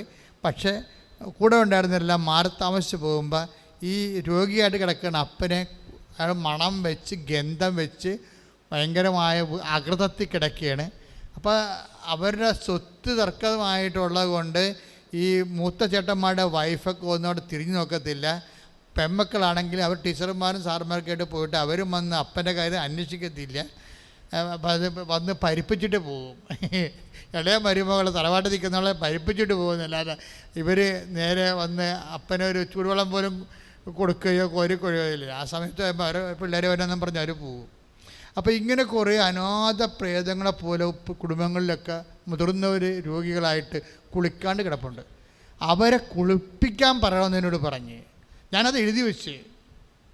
രോഗികളെ നമ്മുടെ ഉടമ്പടിയിലെ പ്രധാനപ്പെട്ട സംഭവമാണ്. ഞാൻ ആദ്യകാലങ്ങളൊക്കെ അത് പറയുമായിരുന്നു.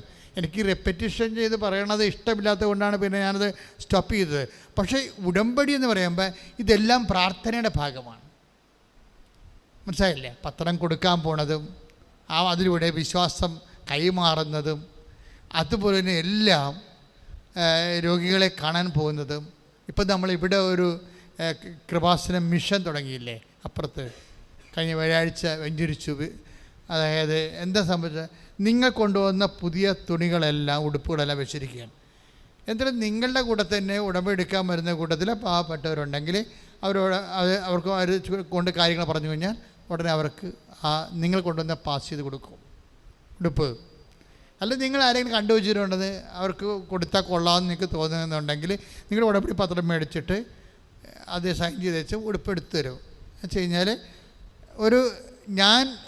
ഞാൻ നഗ്നനായിരുന്നു, നിങ്ങളെന്നെ ഉടുപ്പിച്ചു. അതാണ് സംഭവം. അതിങ്ങനെ ഗ്രാൻഡ് സ്കെയിലിൽ ഇപ്പോൾ നമുക്ക് 2000-ഓളം പീസ് ഇരിപ്പുണ്ട്. അപ്പോൾ അതിപ്പോൾ ഈ ഒക്ടോബർ മാസം അമ്മയുടെ റാലി കഴിയുമ്പോൾ ആൾക്കാർക്ക് കൊടുക്കുക. അതിനുവേണ്ടി പ്രത്യേക സ്ഥാപനം ഉണ്ടാക്കിയിരിക്കുകയാണ്, സോഷ്യോ എന്നും പറഞ്ഞ്, അവിടെ നമ്മുടെ പാർക്കിംഗ് സെൻറ്ററിലെ. അപ്പോൾ എന്ത് സംഭവിച്ചു കഴിഞ്ഞാൽ ഇതെല്ലാം നമ്മുടെ പ്രാർത്ഥനയുടെ ഭാഗമാണ്. മനസ്സിലായില്ലേ? ഈ പ്രേക്ഷിത പ്രവർത്തനം എന്ന് പറയുന്നതും സാമൂഹ്യ പ്രവർത്തനം പറയുന്നതും വ്യത്യാസമുണ്ട്. പ്രേക്ഷിത പ്രവർത്തനം ദൈവത്തോട് പ്രാർത്ഥിച്ച് ഒരു പ്രാർത്ഥന പോലെയാണ് നമ്മൾ ചെയ്യണത്. സാമൂഹ്യ പ്രവർത്തനത്തിൽ പ്രാർത്ഥന കണ്ടനല്ല. നമുക്ക് കഴിവുണ്ട്, സന്മനസ്സുണ്ടെങ്കിൽ നമുക്ക് ചെയ്യാൻ പറ്റും. അവിടെ ദൈവം കക്ഷിയല്ല. ആണെങ്കിൽ ആകണമെന്ന് നിർബന്ധമില്ല. പക്ഷേ ഈശോ ഒരു വാക്ക് പറഞ്ഞിട്ടുണ്ട്. എന്താണ്? എന്ത് ചെയ്താലും എൻ്റെ നാമത്തിൽ ചെയ്യണമെന്നാണ്, അല്ലെങ്കിൽ റീഫണ്ടബിൾ അല്ലെന്നോ. മനസ്സിലായില്ലേ? എൻ്റെ നാമത്തിൽ, take the word of God, ഒരു ഗ്ലാസ് പച്ചവെള്ളമാണ് എൻ്റെ നാമത്തിൽ നൽകുന്നതെങ്കിൽ ശ്രദ്ധിക്കട്ടെ. ഹല്ലേലൂയ, ഹല്ലേലൂയ, ഹല്ലേലൂയ. യേശുവേ നന്ദി, യേശുവേ സ്തുതി. ഹല്ലേലൂയ, ഹല്ലേലൂയ, ഹല്ലേലൂയ, ഹല്ലേലൂയ. യേശുവേ ആരാധന, ആരാധന, ആരാധന, ആരാധന. ഹല്ലേലൂയ, ഹല്ലേലൂയ. യേശുവേ സ്തുതി. ആരാധന, ആരാധന, ആരാധന അങ്ങേയ്ക്ക് ആരാധന. യേശുവേ നന്ദി, ഹല്ലേലൂയ, ഹല്ലേലൂയ, ഹല്ലേലൂയ. യേശുവേ നന്ദി, ആരാധന, ആരാധന. ഹല്ലേലൂയ, ഹല്ലേലൂയ. യേശുവേ നന്ദി, യേശുവേ സ്തുതി. യേശുവേ. മർക്കോസ് 9:41. മർക്കോസ് 9:41. സത്യമായി ഞാൻ നിങ്ങളോട് പറയുന്നു, ഏറ്റു പറഞ്ഞ സത്യമായി ഞാൻ നിങ്ങളോട് പറയുന്നു, സത്യമായി ഞാൻ നിങ്ങളോട് പറയുന്നു, നിങ്ങൾ ക്രിസ്തുവിനുള്ളവരാകയാൽ അവന്റെ നാമത്തിൽ ആരെങ്കിലും നിങ്ങൾക്ക് ഒരു പാത്രം വെള്ളം കുടിക്കാൻ തന്നാൽ അവന് പ്രതിഫലം ലഭിക്കാതിരിക്കുകയില്ല. ഇവിടുത്തെ പ്രാധാന്യം എന്താണ്? നമ്മൾ കൊടുക്കണതും മേടിക്കണതും എല്ലാത്തിനും പിന്നിൽ ഒരു റെഫറൻസ് പോയിന്റ് ഉണ്ട്. എന്താണ്? അവൻ്റെ നാമത്തിൽ. അപ്പോൾ മർക്കോസിൻ്റെ എത്രയാണത്? 9:41. 37 എടുത്തേ. 9:37 എടുത്തേ. മർക്കോസ് 9:37. ഇതുപോലുള്ള ഒരു ശിശുവിനെ എന്റെ നാമത്തിൽ സ്വീകരിക്കുന്നവൻ എന്നെ സ്വീകരിക്കുന്നു. ഇതാണ് പ്രശ്നം. നമ്മൾ ചെയ്യുന്ന ഇപ്പോൾ പത്രം കൊടുക്കണ പ്രേക്ഷിത പ്രവർത്തനമായാലും, രോഗികളെ പോയി കാണുന്നതായാലും, ആശുപത്രിയിൽ പോയി ഭക്ഷണം കൊടുക്കണമായാലും, വസ്ത്രം കൊടുക്കണമായാലും എല്ലാം ചെയ്യുന്നത് പ്രാർത്ഥനയാകണം. എപ്പോഴാണത്? അവൻ്റെ നാമത്തിൽ ചെയ്യുമ്പോഴാണ്. അവൻ്റെ കാര്യം വെച്ചാൽ ദൈവം എല്ലാ കൃപയും സിംഗിൾ അക്കൗണ്ടിലാക്കിയിരിക്കുകയാണ്. പല അക്കൗണ്ടൊന്നും ഇല്ല, ഒറ്റ അക്കൗണ്ടേ ഉള്ളൂ. ഏകരക്ഷകൻ എന്ന് പറയുമ്പോൾ ചില അച്ഛന്മാർ തെറ്റിദ്ധരിച്ചിട്ട് അവർക്ക് എൻ്റെ കഥയിലറിയാൻ പാടില്ല. ഇപ്പം ഇവിടെ ആൾക്കാർ സാക്ഷ്യം പറഞ്ഞ എല്ലാം മാതാവ് സഹായിച്ചു, മാതാവ് സുഖപ്പെടുത്തി എന്നാണ് പറയണം. ചില അച്ഛന്മാർക്ക് ശരിക്കും കുരു കിട്ടും അത് കേൾക്കുമ്പോൾ. അവർ പറയും മാതാവല്ല, യേശുവാണ് ഏകരക്ഷകൻ. ഇതാര് പറഞ്ഞല്ലെന്ന്. കർത്താവിൻ്റെ നമുക്ക് മനുഷ്യരാശിക്ക് നിത്യരക്ഷ നൽകുന്നത് ഒരു നാമം മാത്രമേ ഉള്ളൂ. ഈശോയുടെ നാമമാണ്. ഈശോയുടെ നാമത്തെ എന്തുമാത്രം മഹത്വപ്പെടുത്താൻ ആർക്ക് കഴിയും? ഈ ഭൂമിയിൽ മാതാവിനെ പോയാൽ അല്ലാതെ ആർക്ക് കഴിയും? കാര്യം ആ നാമത്തിൻ്റെ മഹത്വം അറിഞ്ഞ ആളാണ്. നമ്മുടെ പോലെയുള്ള വിശ്വാസമല്ലേ, നമുക്ക് അത്ഭുതങ്ങൾ കാണണ്ടേ? അതല്ലേ ഈശോ ചോദിക്കുന്നത്. അത്ഭുതങ്ങൾ കണ്ടല്ലാതെ നിങ്ങൾ വിശ്വസിക്കത്തില്ലല്ലോ എന്നൊക്കെ പറയണില്ലേ? സാധാരണ മനുഷ്യരെയും അമ്മയും തമ്മിൽ ഈശോ അവിടെ വെച്ചൊരു ഒരു വാട്ടർ ടൈറ്റ് കമ്പാർട്ട്മെൻറ്റ് ഉണ്ടാക്കി തിരിക്കണം അവിടെ വെച്ചാണ്. അതുപോലെ നിങ്ങൾ അത്ഭുതം കണ്ടല്ലാതെ വിശ്വസിക്കത്തില്ലല്ലോ. ശ്രദ്ധിക്കട്ടെ. യോഹന്നാൻ 6:26. യോഹന്നാൻ 6:26. യേശു പ്രതിവചിച്ചു, സത്യം സത്യമായി ഞാൻ നിങ്ങളോട് പറയുന്നു, അടയാളങ്ങൾ കണ്ടതുകൊണ്ടല്ല അപ്പം ഭക്ഷിച്ച് തൃപ്തരായതുകൊണ്ടാണ് നിങ്ങൾ എന്നെ അന്വേഷിക്കുന്നത്. അപ്പൊ ഈശോനെ അന്വേഷിക്കണമെങ്കിൽ സാധാരണ മനുഷ്യർക്ക് എന്തെങ്കിലും ആനുകൂല്യം കിട്ടിയിരിക്കണം, അല്ലെങ്കിൽ അവരെ അന്വേഷണമൊക്കെ നിർത്തും. അതാണ് വിഷയം, സാധാരണ മനുഷ്യർ. പക്ഷെ അമ്മ അങ്ങനെയല്ല. അപ്പം വർദ്ധിപ്പിച്ചില്ലെങ്കിലും വെള്ളം വീഞ്ഞാക്കിയില്ലെങ്കിലും യേശുവിനെ അമ്മ അന്വേഷിക്കും. എങ്ങനെ അന്വേഷിക്കും? യേശു കൈമോശം വന്നെന്ന് തോന്നിക്കഴിഞ്ഞാൽ. അതാണ് യേശുവിനെ കണ്ടുമുട്ടുമ്പോൾ അമ്മ പറഞ്ഞ വാക്കില്ലേ, എൻ്റെ മകനെ, ഞാനും നിൻ്റെ പിതാവും കൂടി എന്തൊരു ഉത്കണ്ഠയോടെ നിന്നെ അന്വേഷിക്കുകയായിരുന്നു. Take the word of God. ശ്രദ്ധിക്കട്ടെ. ഹല്ലേലൂയ. 2:48. ലൂക്കാ 2:48 വായിച്ചോളൂ. അവനെ കണ്ടപ്പോൾ മാതാപിതാക്കൾ വിസ്മയിച്ചു. മാതാപിതാക്കന്മാർ വിസ്മയിച്ചു. അവന്റെ അമ്മ അവനോട് പറഞ്ഞു, മകനെ, നീ ഞങ്ങളോട് ഇങ്ങനെ ചെയ്തതെന്ത്? നിന്റെ പിതാവും ഞാനും ഉത്കണ്ഠയോടെ നിന്നെ അന്വേഷിക്കുകയായിരുന്നു. ഇതാണ് വിഷയം. ഉത്കണ്ഠയോടെ നിന്നെ അന്വേഷിക്കുകയായിരുന്നു. അത് 2:48. ഈ 2:48 കൂടെയാണ് യോഹന്നാൻ 6:26 ലൂപ്പ് ചെയ്യേണ്ടത്. എന്താ പറയണത്? അടയാളങ്ങൾ കണ്ടുകൊണ്ടല്ലാതെ നിങ്ങൾ വിശ്വസിക്കത്തില്ലല്ലോ. ഇപ്പം മനുഷ്യനെ വിശ്വസിക്കണമെങ്കിൽ അടയാളം കാണണം. അടയാളം ഉള്ളത് കൊണ്ട് ഈശോ പറഞ്ഞു, നിങ്ങൾ അപ്പം തിന്ന് സംതൃപ്തരായത് കൊണ്ടാണ് എന്നെ അന്വേഷിക്കുന്നത്. അപ്പമെന്ന് പറഞ്ഞ സംഭവം ഇല്ലെന്നുണ്ടെങ്കിൽ നിങ്ങൾ എന്നെ അന്വേഷിക്കത്തില്ല. പക്ഷേ അമ്മയ്ക്ക് യേശുവിനെ അന്വേഷിക്കാൻ അപ്പത്തിൻ്റെ ആവശ്യമില്ല. യേശുവിനെ കൈമോശം വന്നാൽ മതി. യേശുവിനെ കൺവെട്ടത്തിൽ നിന്ന് മറഞ്ഞിരിക്കണ കണ്ടാൽ അപ്പം അമ്മ പട്ടിണി നിന്നുകൊണ്ട് യേശുവിനെ അന്വേഷിക്കും. ദൈവവേദലേ, എന്നാണ് നിൻ്റെ മുമ്പിൽ നിന്ന് നിൻ്റെ ദൈവത്തെ നിനക്ക് കൈമോശം വരണത്? നിനക്ക് പ്രാർത്ഥിക്കാൻ പറ്റാതിരിക്കണത്? ബൈബിൾ വായിക്കാൻ പറ്റാതിരിക്കണത്? ദൈവത്തെക്കുറിച്ച് ഓർക്കുമ്പോൾ സന്തോഷമില്ലാത്തത്? That you have already missed Jesus. നിങ്ങൾക്ക് കർത്താവിന് നഷ്ടപ്പെട്ടു എങ്കിൽ ഈ അമ്മയെപ്പോലെ അപ്പം തിന്ന് സംതൃപ്തരായത് കൊണ്ടല്ല, അപ്പം കിട്ടുമെന്നുള്ള ആശയം പ്രത്യാശ ഉള്ളത് കൊണ്ടല്ല. യേശുവിനെ നഷ്ടപ്പെട്ടു, പ്രാർത്ഥിക്കാൻ കഴിയുന്നില്ല, കുർബാനയ്ക്ക് പോകാൻ കഴിയുന്നില്ല, കുടുംബ പ്രാർത്ഥനയ്ക്ക് ചെയ്യാൻ കഴിയുന്നില്ല എന്ന ഒറ്റ കാര്യം കൊണ്ട് ഈശോയെ നഷ്ടപ്പെട്ടവരെ തോന്നിയാൽ അമ്മയെപ്പോലെ മനസ്സിടറിക്കൊണ്ട് അന്വേഷിക്കാൻ പോവുമെങ്കിൽ അപ്പോഴും ഈശോ നമ്മൾ യഥാർത്ഥ യേശുവിൻ്റെ അമ്മയായി മാറും. പ്രാർത്ഥിക്കുക. കർത്താവായ ദൈവമേ, അടയാളങ്ങൾ കാണാതെ അന്വേഷിച്ച അമ്മയുടെ മക്കളായി ഞങ്ങളുടെ ജീവിതത്തിലെ ദൈവത്തിന്റെ സാന്നിധ്യം നഷ്ടപ്പെട്ടെന്ന് തിരിച്ചറിഞ്ഞാൽ അങ്കലാപ്പോടെ അമ്മയെപ്പോലെ ഉത്കണ്ഠയോടെ തിരിച്ചു നടക്കാൻ ഞങ്ങൾക്ക് അഭിഷേകം നൽകണമേ. തിരിച്ചു നടക്കാൻ അഭിഷേകം നൽകണമേ. ശ്രദ്ധിക്കട്ടെ. ഹല്ലേലൂയ, ഹല്ലേലൂയ, ഹല്ലേലൂയ, ഹല്ലേലൂയ. യേശുവേ നന്ദി. ഹല്ലേലൂയ, ഹല്ലേലൂയ. യേശുവേ, ഈശോയെ നഷ്ടപ്പെട്ട അവസ്ഥകളിൽ തിരിച്ചു നടക്കണമേ. സ്വർഗീയ പൊൻമലരേ, കൃപാസനത്തിൻ്റെ അമ്മേ, പ്രസാദവരമാതാവേ,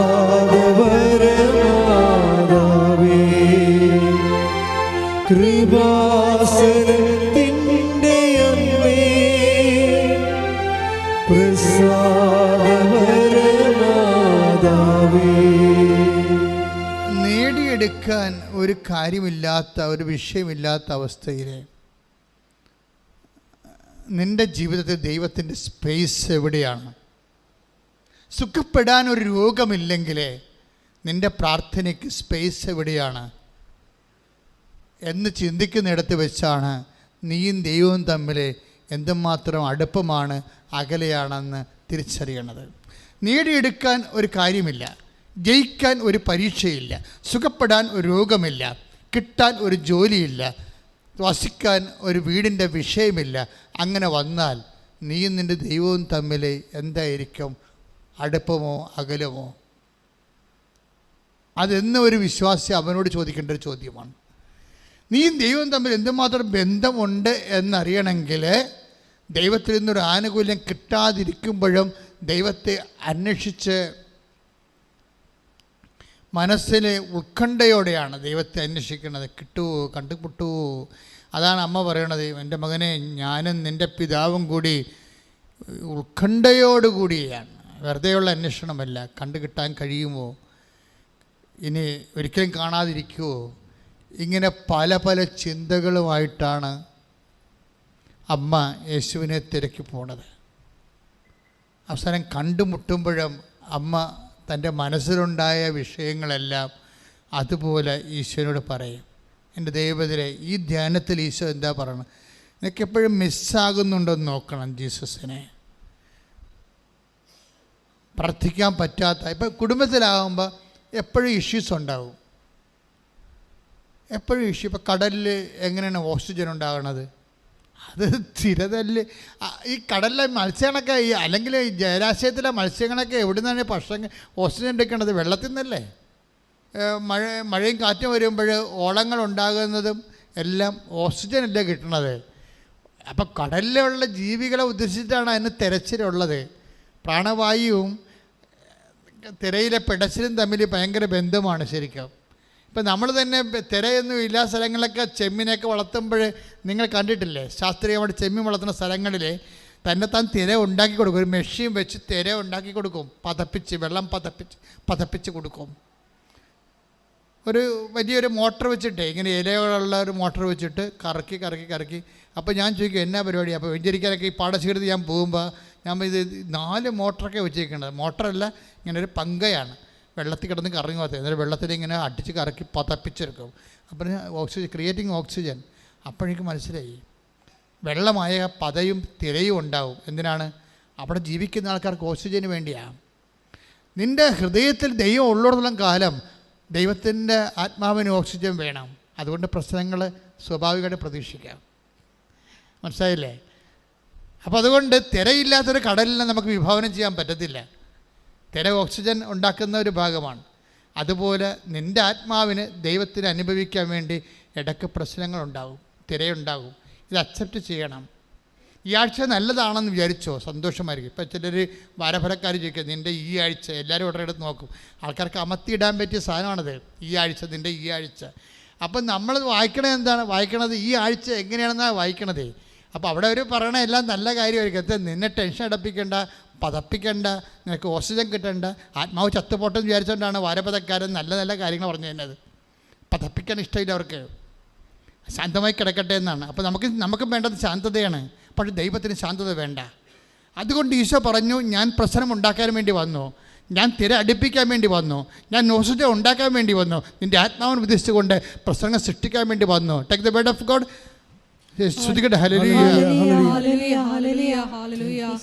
ഭൂമിയിൽ വാളാണ് ഞാൻ കൊണ്ടുവന്നിരിക്കുന്നത്. ലൂക്കാ 12:49. ഭൂമിയിൽ തീയിടാനാണ് ഞാൻ വന്നത് എന്ന് പറഞ്ഞേ. കണ്ട, ഭൂമിയിൽ തീയിടാനാണ് ഞാൻ വന്നത്. പൊള്ളുന്ന അനുഭവം ഉണ്ടാവുന്ന അർത്ഥം. ചിലപ്പോൾ ഭാര്യയുടെ വാക്കിൽ നിന്നായിരിക്കും നമുക്ക് പൊള്ളണത്. പക്ഷെ ബുദ്ധിയും ബോധവും ജ്ഞാനം ഉള്ളവൻ പറയണം, ഭാര്യയല്ല സംസാരിക്കണത്, കർത്താവ് പതപ്പിക്കണമെന്ന് മനസ്സിലാക്കണം. കർത്താവിൻ്റെ വചനം എന്താ പറഞ്ഞിരിക്കണത്? ചില മക്കൾ തന്നെ അങ്ങനെ തോന്നിവാസം പറഞ്ഞവർ നമ്മുടെയൊക്കെ എന്ന് അവർ പതപ്പിക്കും നമ്മളെ. അതെന്താ പ്രശ്നം വെച്ച് കഴിഞ്ഞാൽ, ഭൂമിയിൽ ഭൂമിയിൽ ആ തീയിടാനാണ് ഞാൻ വന്നത്. അത് ഇതിനകം കത്തി ജ്വലിച്ചിരുന്നെങ്കിൽ എനിക്ക് ഒരു സ്നാനം സ്വീകരിക്കാനുണ്ട്. അത് നിവൃത്തിയാകുവോളം ഞാൻ എത്ര ഞെരുങ്ങുന്നു. പ്രശ്നം വെച്ചാല് ഈ സ്നാനം എന്നൊക്കെ പറയുന്നത് ഒരു കുളിപ്പിക്കലാണ്, കൃപയുടെ കുളിപ്പിക്കലാണ്. നമ്മൾ ജ്ഞാനസ്നാനപ്പെട്ടപ്പോൾ നമുക്ക് ലഭിച്ച വരപ്രസാദമാണ്. ഈ വരപ്രസാദം എന്ന് പറയുന്ന ഓക്സിജൻ, ആത്മാവിൻ്റെ ശ്വസനവായുവാണത് വരപ്രസാദം. ഇത് ഈ കൃപ ഉണ്ടാകണമെങ്കിൽ കുരിശുണ്ടാകണം. അതുകൊണ്ട് തീ ഇടയ്ക്കിടയ്ക്ക് വീഴും, പൊള്ളുന്ന അനുഭവം ഉണ്ടാവും, പതപ്പിക്കും. ഇതിൻ്റെ പ്രശ്നം എന്താ? ഇതെല്ലാം അക്സെപ്റ്റ് ചെയ്തുകൊണ്ട് വേണം ലൈഫിനെ ദൈവത്തിനെ അതിനകത്ത് കക്ഷി ചേർക്കാൻ. അങ്ങനെ വരുമ്പോൾ എന്താ പറ്റണത്? ഉത്കണ്ഠയൊക്കെ ഉണ്ടാവും, പക്ഷേ അതിൻ്റെ പേരിൽ പെയ്തും പെരുക്കുകയും ബഹളം ഉണ്ടാക്കുകയും അസ്വസ്ഥപ്പെടുകയും ചെയ്യത്തില്ല. എന്താ കാര്യം? അമ്മ ഹൃദയത്തിൽ സംഗ്രഹിച്ചെന്ന് അതിൻ്റെ കൂടെ എഴുതിയിരിക്കണത്. ഉത്കണ്ഠ ഉണ്ടായി, പക്ഷെ ഉത്കണ്ഠയുടെ അർത്ഥം കക്ഷിക്ക് മനസ്സിലായി. ഞാനും നിൻ്റെ പിതാവും കൂടി നിന്നെ നഷ്ടപ്പെട്ടപ്പോഴേ ഞാനും നിൻ്റെ ഇപ്പോൾ 2:48 എന്താ പറയണത്? ലുക്കാൻ്റെ സുവിശേഷം 2:48 ഞാനും നിൻ്റെ പിതാവും കൂടി നിന്നെ ഉത്കണ്ഠയോടെ അന്വേഷിക്കുകയായിരുന്നു. പക്ഷേ ഉത്കണ്ഠ ഉണ്ടാക്കിയ സാഹചര്യം എന്താണ് എന്ന് ആൾ മനസ്സിലാക്കി കഴിഞ്ഞു. അത് പിതാവിൻ്റെ പ്രവൃത്തിയാണെന്ന് മനസ്സിലായി. കർത്താവ് പറയുന്നുണ്ട്, കണ്ടുമുട്ടിയപ്പോൾ ഈശോ പറയുന്നുണ്ട്, നിങ്ങൾ എന്തിനാണ് എന്നെ അന്വേഷിച്ചത്? ഞാൻ എൻ്റെ പിതാവിൻ്റെ പ്രവൃത്തികളിൽ വേപൃതനായിരിക്കേണ്ടവരാണെന്ന് നിങ്ങൾക്ക് അറിയാമല്ലോ. I presuppose that it is not to you. എനിക്കറിയാം നിങ്ങൾക്കത് അറിയേണ്ടതാണെന്ന്. പക്ഷേ അമ്മയുടെ സ്വഭാവമല്ലേ, അമ്മയല്ലേ, പെട്ടെന്ന് ആശയമൊന്നും ഓർത്തില്ല. ആൾ കൈമോശം വന്നപ്പോൾ പടച്ചുപോയി, ആൾ ഉത്കണ്ഠ കയറിപ്പോയി. ആ ഉത്കണ്ഠ അഡ്രസ്സ് ചെയ്തുകൊണ്ടാണ് ഈശോ സംസാരിക്കുന്നത്. ഇങ്ങനെ ഉത്കണ്ഠപ്പെടേണ്ട കാര്യമില്ല, it is not to you. ഞാൻ എൻ്റെ പിതാവിൻ്റെ കാര്യത്തിൽ വ്യാപൃതനാകേണ്ട ആളാണെന്ന് നിങ്ങൾക്ക് അറിവുള്ളതല്ലേ എന്ന് പറഞ്ഞപ്പോഴാണ് അമ്മ അറിവ് ആ ഇമോഷൻ ലെവലിൽ നിന്ന് ബുദ്ധിപരമായ ലെവലിലേക്ക് അറിവിനെ കൊണ്ടുവന്നിട്ട് അമ്മ അടുത്ത വാക്ക് പറയും. വചനം എന്ത് പറയും? അവളെല്ലാം ഹൃദയത്തിൽ സംഗ്രഹിച്ചു. അതാണ് സഭ. ശ്രദ്ധിക്കട്ടെ. ലൂക്ക 2:51 അവന്റെ അമ്മ ഇക്കാര്യങ്ങളെല്ലാം ഹൃദയത്തിൽ സംഗ്രഹിച്ചു. അപ്പോൾ ഉത്കണ്ഠയുടെ അർത്ഥം മനസ്സിലായി. ഓരോ വിഷയം സംഭവിക്കുമ്പോൾ ആ സംഭവത്തിനൊക്കെ ഒരു കാരണങ്ങളുണ്ടാകും. അതുകൊണ്ടാണ് ബൈബിൾ പറയണത് സംഭവിച്ചതെല്ലാം അവൻ മൂലമാണ്, അവനെ കൂടാതെ ഒന്നും സംഭവിച്ചിട്ടില്ല. അപ്പോൾ ഓരോ വിഷയങ്ങളും സംഭവിക്കുമ്പോൾ ഓർക്കണം. Take the word of God. യോഹന്നാൻ 1:3 ശ്രദ്ധിക്കട്ടെ. ഹല്ലേലൂയ ഹല്ലേലൂയ ഹല്ലേലൂയ ഹല്ലേലൂയ യേശുവേ നന്ദി. ഹല്ലേലൂയ ഹല്ലേലൂയ ഹല്ലേലൂയ. യോഹന്നാൻ 1:3 സമസ്തവും അവനിലൂടെ ഉണ്ടായി. സമസ്തവും അവനിലൂടെ ഉണ്ടായി, ഒന്നും അവനെ കൂടാതെ ഉണ്ടായിട്ടില്ല. അതായത് ഈ മനുഷ്യൻ്റെ ജീവിതത്തിൽ ഉണ്ടാകുന്ന എല്ലാ വിഷയങ്ങളും അതിന് അവന് ഒരു ദൈവികമായ ലക്ഷ്യമുണ്ട്. ഈ ലക്ഷ്യം മനസ്സിലാകുന്നവരെ നമ്മൾ ഉത്കണ്ഠപ്പെട്ടിരിക്കും. മനസ്സിലാക്കി കഴിഞ്ഞാൽ ഹൃദയത്തിൽ സംഗ്രഹിക്കും. അതാണ് മരിയൻ സ്പിരിച്വാലിറ്റി എന്ന് പറയണത്. പ്രാർത്ഥിക്കുക, കർത്താവേ അങ്ങയുടെ അമ്മയെപ്പോലെ കാര്യങ്ങളുടെ അർത്ഥം ഗ്രഹിച്ചു കഴിഞ്ഞാൽ ഹൃദയത്തിൽ സംഗ്രഹിച്ച് അമ്മയെപ്പോലെ മൗന സ്നേഹത്തോടെ ദൈവ തിരുസന്നിധി ദൈവ തിരുമനസ്സിന് കീഴ്പ്പെട്ടവളായി കീഴ്പ്പെട്ടവനായി ജീവിക്കുവാൻ എന്നെ അഭിഷേകം ചെയ്യണമേ. ശ്രദ്ധിക്കട്ടെ. ഹല്ലേലൂയ ഹല്ലേലൂയ ഹല്ലേലൂയ യേശുവേ നന്ദി. ഹല്ലേലൂയ ഹല്ലേലൂയ ഹല്ലേലൂയ ഹല്ലേലൂയ വാഗ്ദാന പേടകമേ സ്വർഗീയ ഉന്മലരേ കൃപാസനത്തിൻ്റെ അമ്മേ പ്രസാദവരമാതാവേ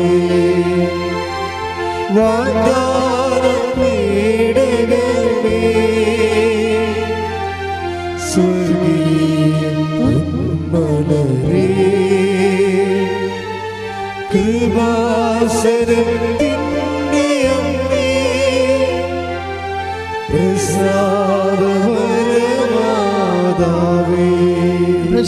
എൻ്റെ മക്കൾ എപ്പോഴും ശ്രദ്ധിക്കേണ്ട കാര്യമായാലേ, അതായത് നീ ദൈവത്തിൻ്റെ പൈതലാണോ എന്ന് വെച്ചാൽ നിൻ്റെ ഓരോ വിഷയങ്ങൾക്കും പൈതൽ എന്ന് പറയുന്നത് എന്താണ്? ദൈവ പൈതൽ എന്ന് പറയുമ്പോൾ നമ്മൾ ഇപ്പോൾ ദൈവാത്മാവിനാൽ നയിക്കപ്പെടുന്നവരെല്ലാം ദൈവത്തിൻ്റെ മക്കളാണ്. That's okay. ദൈവത്തിൻ്റെ ആത്മാവിനാൽ നയിക്കപ്പെടുകയാണ് നമ്മുടെ ജീവിതത്തിൻ്റെ. ഇപ്പോൾ 8:16 റോമാലേഖനത്തിൽ പറയണത് ദൈവാത്മാവിനാൽ പറഞ്ഞേ നയിക്കപ്പെടുന്നവരെല്ലാം ദൈവത്തിൻ്റെ മക്കളാണ്. അതൊരു ആശയപരമായിട്ട് ദൈവശാസ്ത്രപരമായിട്ടും അതാണ് എൻ്റെ ശരി. പക്ഷെ പ്രയോഗത്തിലെ വേറെ ഒരു ദൈവ പൈതലുണ്ട്. പ്രയോഗത്തിലെ ഒരു പൈതലിൻ്റെ പ്രശ്നം എന്താ? ഇപ്പം ഒരു നിങ്ങളുടെ കുഞ്ഞ് അവന് 1.5 വയസ്സേ ഉള്ളെന്ന് വിചാരിച്ചു. 1.5 വയസ്സേ ഉള്ളൂ. അവൻ ഇങ്ങനെ ജലദോഷം വന്ന് മൂക്കടച്ചിരിക്കണം വിചാരിച്ചു. അപ്പോൾ കുഞ്ഞ് പറയുക എൻ്റെ മൂക്കടച്ചിരിക്കുകയാണ്, ഒന്ന് ചീറ്റി തരാൻ പറയുക. ഒരു വയസ്സുകാരൻ പറയുക എന്നെ പറയത്തില്ല. പക്ഷെ അമ്മയ്ക്ക് മനസ്സിലാകും. അമ്മയെടുത്ത് അവൻ മൂക്കും കൊണ്ട് വരും. അവൻ ഇങ്ങനെയൊക്കെ കാണിച്ചിട്ട് അമ്മയെടുത്ത് വരും. അപ്പോൾ അമ്മയ്ക്ക് മനസ്സിലായി അടഞ്ഞിരിക്കുകയാണെന്ന് പറയും. അപ്പോൾ അമ്മ അതിൻ്റെ അടുത്ത് പിഴിഞ്ഞ് കൊടുക്കും, ഇല്ലേ? ദാറ്റ് മീൻസ് ഇതൊരു പൈതലാണ്. അവൻ്റെ മൂക്ക് ചീറ്റണമെന്ന് അവന് ആഗ്രഹമുണ്ട്. പക്ഷെ അവന് കൺവേ ചെയ്യാൻ പറ്റും. അവൻ എന്താണ് അവൻ്റെ പ്രശ്നമെന്ന് അറിയത്തില്ല. ശ്വാസം മുട്ടുന്നുണ്ട്, പക്ഷേ it is not known to him what is his problem. നമുക്ക് സംഭവിക്കാം, എന്തൊരു കുഴപ്പമുണ്ട്, എന്താണ് നമുക്കറിയത്തില്ല. അപ്പോൾ അവൻ വന്ന് അമ്മയെടുത്ത് ഇങ്ങനെ നിൽക്കുകയും ഒക്കെ ചെയ്യുമ്പോൾ അമ്മയ്ക്ക് മനസ്സിലാകും ഇത് മൂക്കള കയറിയിരിക്കുകയാണ്, ചീറ്റി കൊടുക്കണമെന്ന് പറയും. ഇതൊരു പൈതൽ അങ്ങനെയാണ്. നിസ്സാര മൂക്ക് ചീരണ കാര്യങ്ങൾക്ക് പോലും അമ്മയെ ആശ്രയിക്കും. ഇങ്ങനെയാണ് പൈതൽ ജനിക്കണത്. ദൈവ പൈതൽ അങ്ങനെയാണ്. ഇപ്പം നിനക്ക് പൈസ ഉണ്ട്, നിനക്ക് വേണമെങ്കിൽ കലൂർ ടൗണിൽ പോയി തക്കാളി വാങ്ങിക്കാം, അല്ലെങ്കിൽ അരി വാങ്ങിക്കാം. അതിന് നിനക്ക് വണ്ടിയുണ്ട്, വണ്ടി പെട്രോളുണ്ട്, ഓടിക്കാൻ നിനക്കറിയാം, ലൈസൻസ് ഉണ്ട്, ഓക്കെ. പക്ഷേ എന്നാലും നീ ദൈവ പൈതലാണെങ്കിൽ ഒന്ന് പറഞ്ഞിട്ട് പോകും. അവിടെയാണ് പ്രശ്നം. ദൈവ പൈതൽ അല്ലെങ്കിൽ ഞാൻ കാശുണ്ട്, എൻ്റെ കാശുണ്ട്, ഞാൻ വേറെ എടുത്ത കാശാണ്, എനിക്ക് പെട്രോളുണ്ട്, എനിക്ക് ലൈസൻസ് ഉണ്ട്, പിന്നെ ഞാൻ എന്താ ദൈവത്തോട് പറയണത്? ഇതാണ് ജഡിക പൈതൽ എന്ന് പറയുന്നത്. ജഡിക പൈതൽ ഒരു കാര്യം ദൈവത്തോട് പറയത്തില്ല. ദൈവ പൈതൽ എല്ലാ കാര്യങ്ങളും അവനെ അറിയാവുന്ന കാര്യം പോലും ചെയ്യാവുന്ന കാര്യം പോലും ദൈവത്തോട് പറയും. ഇതാണ് എപ്പോഴും സന്തോഷത്തോടെ ഇരിക്കാനും ഇടതടവില്ലാതെ പ്രാർത്ഥിക്കാനും മടുപ്പ് കൂടാതെ പ്രാർത്ഥിക്കാൻ പറയുമ്പോൾ എല്ലാ കാര്യവും പ്രാർത്ഥനയുടെ സബ്ജക്റ്റാണ്. അല്ല നമുക്കൊരു പ്രശ്നം ഉണ്ടാകുമ്പോൾ മാത്രം പ്രാർത്ഥനയല്ല. നമുക്കൊരു പ്രശ്നം ഉണ്ടാകുമ്പോൾ അപ്പോൾ ഇങ്ങനെ പ്രശ്നം ഉണ്ടായാലൊക്കെ പ്രാർത്ഥിക്കാൻ പറ്റത്തില്ലല്ലോ. അതാണ് പ്രശ്നം. അപ്പം നമുക്ക് പണമില്ലെങ്കിൽ മാത്രം അപ്പൻ്റെ അടുത്ത് വരികയും പണം ഉള്ളപ്പോൾ കൂട്ടുകാരത്ത് പോവുകയും ചെയ്യുമ്പോൾ ശരിക്കും പറഞ്ഞാൽ നീ ജാരസന്തതിയാണ്. അതാണ് പ്രശ്നം. നമുക്ക് ഒരു ആവശ്യമുള്ളപ്പോൾ മാത്രം അപ്പനെയും അമ്മേനെ വേണം, ആവശ്യമില്ലാത്തപ്പോൾ നിങ്ങൾ കൂട്ടുകാരുടെ കാര്യങ്ങൾ അന്വേഷിച്ച് അപ്പനെയും അമ്മയെ തിരക്ക് പോലും ഇല്ല എന്ന് പറഞ്ഞു കഴിഞ്ഞാൽ റിലേഷൻസ് പ്രശ്നമുണ്ട്. റിലേഷൻ എന്ന് പറയുമ്പോൾ ദൈവവുമായിട്ടുള്ളത് റിലേഷനാണ്. പക്ഷേ അതെനിക്ക് തോന്നുന്നത്, ഞാൻ ഇത്രയും നാൾ മനസ്സിലാക്കിയപ്പോഴേ ഞാൻ ഒരു കാര്യത്തിൽ പറയാം, ഒരു രഹസ്യം പറയാം. അടുത്ത ജന്മം ഉണ്ടെങ്കിൽ ഞാൻ അച്ഛനാകേ ഉള്ളൂ. അത് നല്ല പുണ്യം കിട്ടുന്ന ജോലിയൊന്നല്ല പ്രശ്നം. ഇത് വേറൊരു വിഷയമുണ്ട്. അപ്പോൾ ചിന്തിച്ചാൽ പിടികിട്ടാത്തൊരു വിഷയമുണ്ട്. ചിന്തിച്ചാൽ പിടികിട്ടാത്ത വിഷയം എന്ന് പറയണത് ഇതൊരു കമ്മിറ്റ്മെൻ്റ് പ്രശ്നമാണ്. നമ്മൾ ദൈവത്തെ ഒരിക്കൽ മനസ്സിലാക്കിയ നമ്മൾ ലൈഫ് അങ്ങോട്ട് കമ്മിറ്റ് ചെയ്യും. എനിക്ക് വേണ്ടി ദൈവം ഒരു ഞാൻ ദൈവത്തോട് ഈ ജന്മം കൊണ്ട് നന്ദിയുള്ളവനാണ്. എന്ന കാരണം എനിക്ക് ബോധവും അത്ര അറിവും ഇല്ലാഞ്ഞ കാലത്ത് ദൈവം എനിക്ക് വേണ്ടി ഒരു തീരുമാനം എടുത്തില്ലേ. ഞാൻ SLC പാസ്സാകുമ്പോൾ ഞങ്ങളുടെ കൂട്ടത്തിൽ നിന്ന് ഞാൻ മാത്രമേ ഈ ജോലിക്ക് വന്നുള്ളൂ. ബാക്കി എല്ലാവരും സ്വാഭാവികമായിട്ട് കുടുംബജീവിതത്തിലേക്കാണ് പോയത്. പക്ഷേ ദൈവം എനിക്ക് വേണ്ടി തിരഞ്ഞെടുത്ത് തന്നത് എനിക്ക് മനസ്സിലായത് ഇത് ശരിക്കൊരു വേർപാട് ജീവിതമാണെന്ന് മനസ്സിലായത് 75 ഞാൻ പൂർണ്ണ കാലത്തല്ല. 75 കഴിഞ്ഞിട്ട് 80 കഴിഞ്ഞിട്ട് 81 1981 ആണ് ഞാൻ അവിടെ സഭാവസ്ത്രം സ്വീകരിക്കുന്നത്. സഭാവസ്ത്രം സ്വീകരിക്കണവരെ I am not that conscious about. എനിക്കത്രയും ഫീൽ ചെയ്യുന്നില്ല. ഞാൻ ഒക്കെ ഇത് സാധാരണ ജീവിതം പോലെ അങ്ങോട്ട് പ്രാർത്ഥിച്ചു പോയി ദൈവത്തിന് വേണ്ടി ജോലി ചെയ്ത് പോകുമെന്നാണ് വിചാരിച്ചത്. സഭാവസ്ത്രം സ്വീകരിക്കുന്ന തലേ ദിവസം ആയപ്പോൾ എൻ്റെ മനസ്സ് കിടുങ്ങിപ്പോയി. കാര്യം ഇനി വേറെ ഒരു ലൈഫാണ്, സെറ്റ് അപ്രാട്ട്. അപ്പോൾ എന്നിട്ട് ദൈവം എന്നാ ചെയ്തെന്ന് കഴിഞ്ഞാൽ ഈ സഭാവസ്ത്രത്തിന് ഭയങ്കര വിലയാണെന്ന് എനിക്ക് മനസ്സിലാക്കാൻ വേണ്ടി പല പരീക്ഷകരെ തോപ്പിച്ചിട്ട് അവരെന്നെ പറഞ്ഞു വിടുമെന്നുള്ള കണ്ടീഷൻസ് വന്ന് 2 പ്രാവശ്യം വന്ന്. അപ്പോൾ ഞാൻ കരഞ്ഞു കൂവി കാലക്കെട്ട് വീണ്, കർത്താവേ, എൻ്റെ ഈ ജന്മം ഞാൻ എനിക്ക് അച്ഛനാകണം, എനിക്ക് കുർബാന അർപ്പിക്കണം, എനിക്ക് ദൈവജനത്തിൽ ജോലി ചെയ്യണം, എനിക്ക് മിഷൻ ജോലി ചെയ്യണം, എന്നെ പറഞ്ഞു വിടരുത്. ഞാൻ കർത്താവ് അച്ഛന്മാരോടൊന്നും ഞാൻ പറഞ്ഞിട്ടില്ല എന്നെ പറഞ്ഞു വിടരുതെന്ന്. ഞാൻ എൻ്റെ കർത്താവിനോട് പറഞ്ഞേ എപ്പോഴും എന്നെ പറഞ്ഞു വിടരുത്, എനിക്ക് നിനക്ക് വേണ്ടി ജീവിക്കാൻ വേണ്ടിയാണ് ഞാൻ വന്ന്, എന്നെ എത്രയും വേഗം അച്ഛന 2 മണി തൊട്ട് 4 മണി വരെയൊക്കെ ഞാൻ രാത്രി 3 കൊല്ലം അടുപ്പിച്ച് പ്രാർത്ഥിച്ചിട്ടുണ്ട്. രാത്രി 2 മണിക്ക് എഴുന്നേറ്റ് പോകും ബെഡ് എന്നിട്ട് 3-ാം നിലയിൽ പോയി ഒറ്റയ്ക്കിരിക്കും. 4 മണി വരെ ഇന്ന് പ്രാർത്ഥിച്ചിട്ടുണ്ട്. അത് ഏത് കാലഘട്ടം, കോളേജിൽ പഠിക്കണ PDC പഠിക്കണ കാലഘട്ടത്തിൽ പോലും. അപ്പം അത്രയും തീഷ്ണമായി എനിക്ക് പ്രാർത്ഥിക്കാനുണ്ടായിരുന്നു. പക്ഷേ ആ ഇടക്കാണ് എനിക്കിതുപോലെ പഠനത്തിൽ പ്രശ്നം വരുമ്പോൾ അവർ ഡിസ്മിസ് ചെയ്യുമെന്ന് പറയും. അപ്പോൾ ഞാൻ വിഷമിക്കും. പക്ഷേ കർത്താവ് എന്താ ചെയ്തുകൊണ്ടിരുന്നത്? മനഃപൂർവ്വം ഇങ്ങനെ ഉടുപ്പ് തരത്തില്ല, സ്വഭാവസ്ഥം തരത്തില്ല എന്നും പറഞ്ഞുകൊണ്ട് എൻ്റെ മനസ്സിനെ കശക്കി അത് ചോദിച്ചു വാങ്ങാൻ വേണ്ടി എന്നെ കരയിപ്പിക്കുന്ന അവസ്ഥ കൊണ്ട് ആക്കി. എന്തിനാണ്? ആ ഉടുപ്പിൻ്റെ വില എന്നെ മനസ്സിലാക്കിയിട്ടാണ് ഉടുപ്പ് തന്നിരിക്കണത്. അതുകൊണ്ട് ഞാൻ ഉടുപ്പ് ഊരിയത്തില്ല. ഒരിക്കലും ഞാൻ പാൻസ് എടുത്ത് നിങ്ങൾ എന്നെ കണ്ടുകൊണ്ടാണ് പുറത്ത് ഞാൻ പോകത്തില്ല. ഈ 40 കൊല്ലമായിട്ട് പോയിട്ടില്ല. പഴയ സാഹിത്യ അക്കാദമി പഠിച്ചപ്പോൾ, തൃശ്ശൂർ പഠിച്ചപ്പോൾ അവിടുത്തെ അച്ഛനായതുകൊണ്ട് അവിടുത്തെ ഈ പബ്ലിക് ക്ലോസറ്റൊക്കെയാണ്. അവിടെ മാത്രമാണ് ഞാൻ പാൻസ് ഇട്ട് പോയിരിക്കുന്നത്. വേറെ പോയിട്ടില്ല, പരമാവധി പോയിട്ടില്ല. പിന്നെ ട്രെയിനിൽ കിടന്ന് ഉറങ്ങാൻ നേരത്തുള്ളൂ ഓക്കെ വിട്ട് ആണ് ഞാൻ ട്രെയിനിൽ കയറണത്. 3-ാമത്തെ ചിലപ്പോൾ നമുക്ക് ബെർത്തൊക്കെ കിട്ടുമ്പോൾ അകല യാത്രയ്ക്ക് ചിലപ്പോൾ 3-ാമത്തെ നിലയിൽ കിട്ടത്തുള്ളൂ. അപ്പോൾ അവിടെ ചെന്ന് കിടന്നിട്ട് ഞാൻ ഉടുപ്പ് വരും. ഞാൻ ഇങ്ങനെ പറഞ്ഞതെന്ന് വെച്ചാൽ നമ്മൾക്ക് അതിനോട് അറ്റാച്ച്മെൻറ്റുള്ള രീതിയിലാണ് ദൈവം നമ്മളെ വളർത്തിയെടുത്തത്. ഇതിന് വരുന്ന വിഷയം എന്ന് പറയണത്, ഒരിക്കൽ നമ്മൾ ദൈവത്തെ മനസ്സിലാക്കി കഴിഞ്ഞാൽ, ഇനി നിങ്ങളുടെ കാര്യം എന്നേക്കാൾ സന്തോഷമാണ്. നിങ്ങൾക്കാര്യം നിങ്ങൾ കുടുംബജീവിതത്തിലുള്ളവരാണ്. എനിക്കാണെങ്കിൽ 1 മാസത്തിലൊക്കെ ഒരു പ്രശ്നം ഉണ്ടാകത്തുള്ളൂ. നിങ്ങൾക്ക് 1 ദിവസം ഒരു പ്രശ്നം ഉണ്ടാകും. അതാണ് വിഷയം. അതായത് എനിക്ക് വേണ്ട ഒരു പുണ്യം ഞാൻ നേടണമെങ്കിൽ 1 മാസത്തെ പറ്റത്തുള്ളൂ. നിങ്ങൾക്കാണെങ്കിൽ എപ്പോഴും വിഷയം ഉണ്ടാവും. കുടുംബത്തിൽ ജീവിക്കുന്നു, സമൂഹത്തിൽ ജീവിക്കുന്നു, അയൽവാസികളുടെ പ്രശ്നം, എല്ലാവരുമായിട്ട് പ്രശ്നമല്ലേ. അതായത് എല്ലാം നിങ്ങളുടെ മേക്കെട്ട് കയറാൻ വരും. ഞങ്ങളുടെ അധികം ആൾക്കാർ മേക്കെട്ട് കയറാൻ വരത്തില്ല. ഞാൻ പിന്നെ മേക്കെട്ട് കയറാമെന്നേ മിണ്ടത്തില്ല. അവിടെ പോയി കത്തിക്കൊന്നും ബാക്കി പിടിക്കത്തില്ല. ചിലപ്പോൾ തോറ്റു കൊടുക്കണം, പാടി തോറ്റു കൊടുക്കുക. എന്താ കാര്യം? ഈശോ ജയിക്കേണ്ട കാരണം ഞാൻ എന്നെ ജയിപ്പിക്കാൻ വേണ്ടി ഞാൻ അങ്ങനെ നോക്കത്തില്ല. അങ്ങനെ ഒരു ന്യൂട്രലായിട്ട് നിൽക്കുകയുള്ളൂ. ചിലപ്പോൾ ചേട്ടാ മനസ്സ് ശരിയല്ലെന്നൊക്കെ പറയുന്നത്, അല്ലാതെ വേറെ ഒന്നും പറയത്തില്ല. എന്താ പ്രശ്നം വെച്ചാൽ, ഒരു ഇഷ്യൂ അങ്ങനെ ഡെവലപ്പ് ക്രിയേറ്റ് ചെയ്ത അവിടെ എനിക്ക് ജയിക്കേണ്ട ആവശ്യമില്ല. അവിടെ ഞാൻ ജയിച്ച ചിലപ്പോൾ ഈശോ തോക്കുകയാണെങ്കിൽ തീർച്ചയായിട്ടും നമ്മൾ ജയിച്ചതുകൊണ്ട് പ്രയോജനമില്ലാതെ വരും. അപ്പോൾ അത് കുറച്ച് നാൾ നിങ്ങൾ പരിശോധിച്ച് കഴിയുമ്പോൾ മനസ്സിലാകും. ഒത്തിരി കാര്യങ്ങൾക്ക് പോയി നിങ്ങൾ വാക്കത്തിക്ക് വട്ടം പിടിക്കേണ്ട ആവശ്യമില്ല. കുറച്ചങ്ങാണ്ട് വിട്ടുകൊടുക്കുക. ദൈവത്തെ നിങ്ങൾ പ്രധാനപ്പെട്ട ആളായിട്ട് കണ്ടിട്ട്, ദൈവം എൻ്റെ ജീവിതത്തിൽ എൻ്റെ വിശ്വാസം തോക്കരുത്, ഞാൻ തോറ്റാലും എൻ്റെ വിശ്വാസം തോക്കരുതെന്ന് പറയണം. അങ്ങനെ വന്നാൽ നിങ്ങൾ ഒരു പ്രശ്നവും നിങ്ങൾക്ക് ഉണ്ടാകത്തില്ല. ഞാൻ തോറ്റാലും എൻ്റെ വിശ്വാസം, കാര്യം എൻ്റെ വിശ്വാസം എന്ന് പറയുന്നത് എന്താണ്? എൻ്റെ ദൈവത്തിലാണ് ഞാൻ വിശ്വസിക്കുന്നത്. അപ്പം ദൈവമാണത്. വിശ്വാസം തന്നെ എത്തിക്കണം, ദൈവത്തിലല്ലേ എത്തിക്കണത്. അപ്പോൾ അത് ഒരു നിലപാടിൻ്റെ ഭാഗമാണ്. ആധ്യാത്മിക ജീവിതം എന്ന് പറയുന്നത് കുറച്ചിങ്ങനെ കസ്തർക്കം എന്നൊക്കെ പറഞ്ഞാൽ പ്രാർത്ഥിക്കണമല്ല. അത് സൈലൻ്റ് ആയിട്ടുള്ള ഒരു ഡിസ്പോസിഷനാണ്, നിലപാടാണത്. ഒരു നിശബ്ദ നിലപാടാണ് ആധ്യാത്മികത എന്ന് പറയുന്നത്.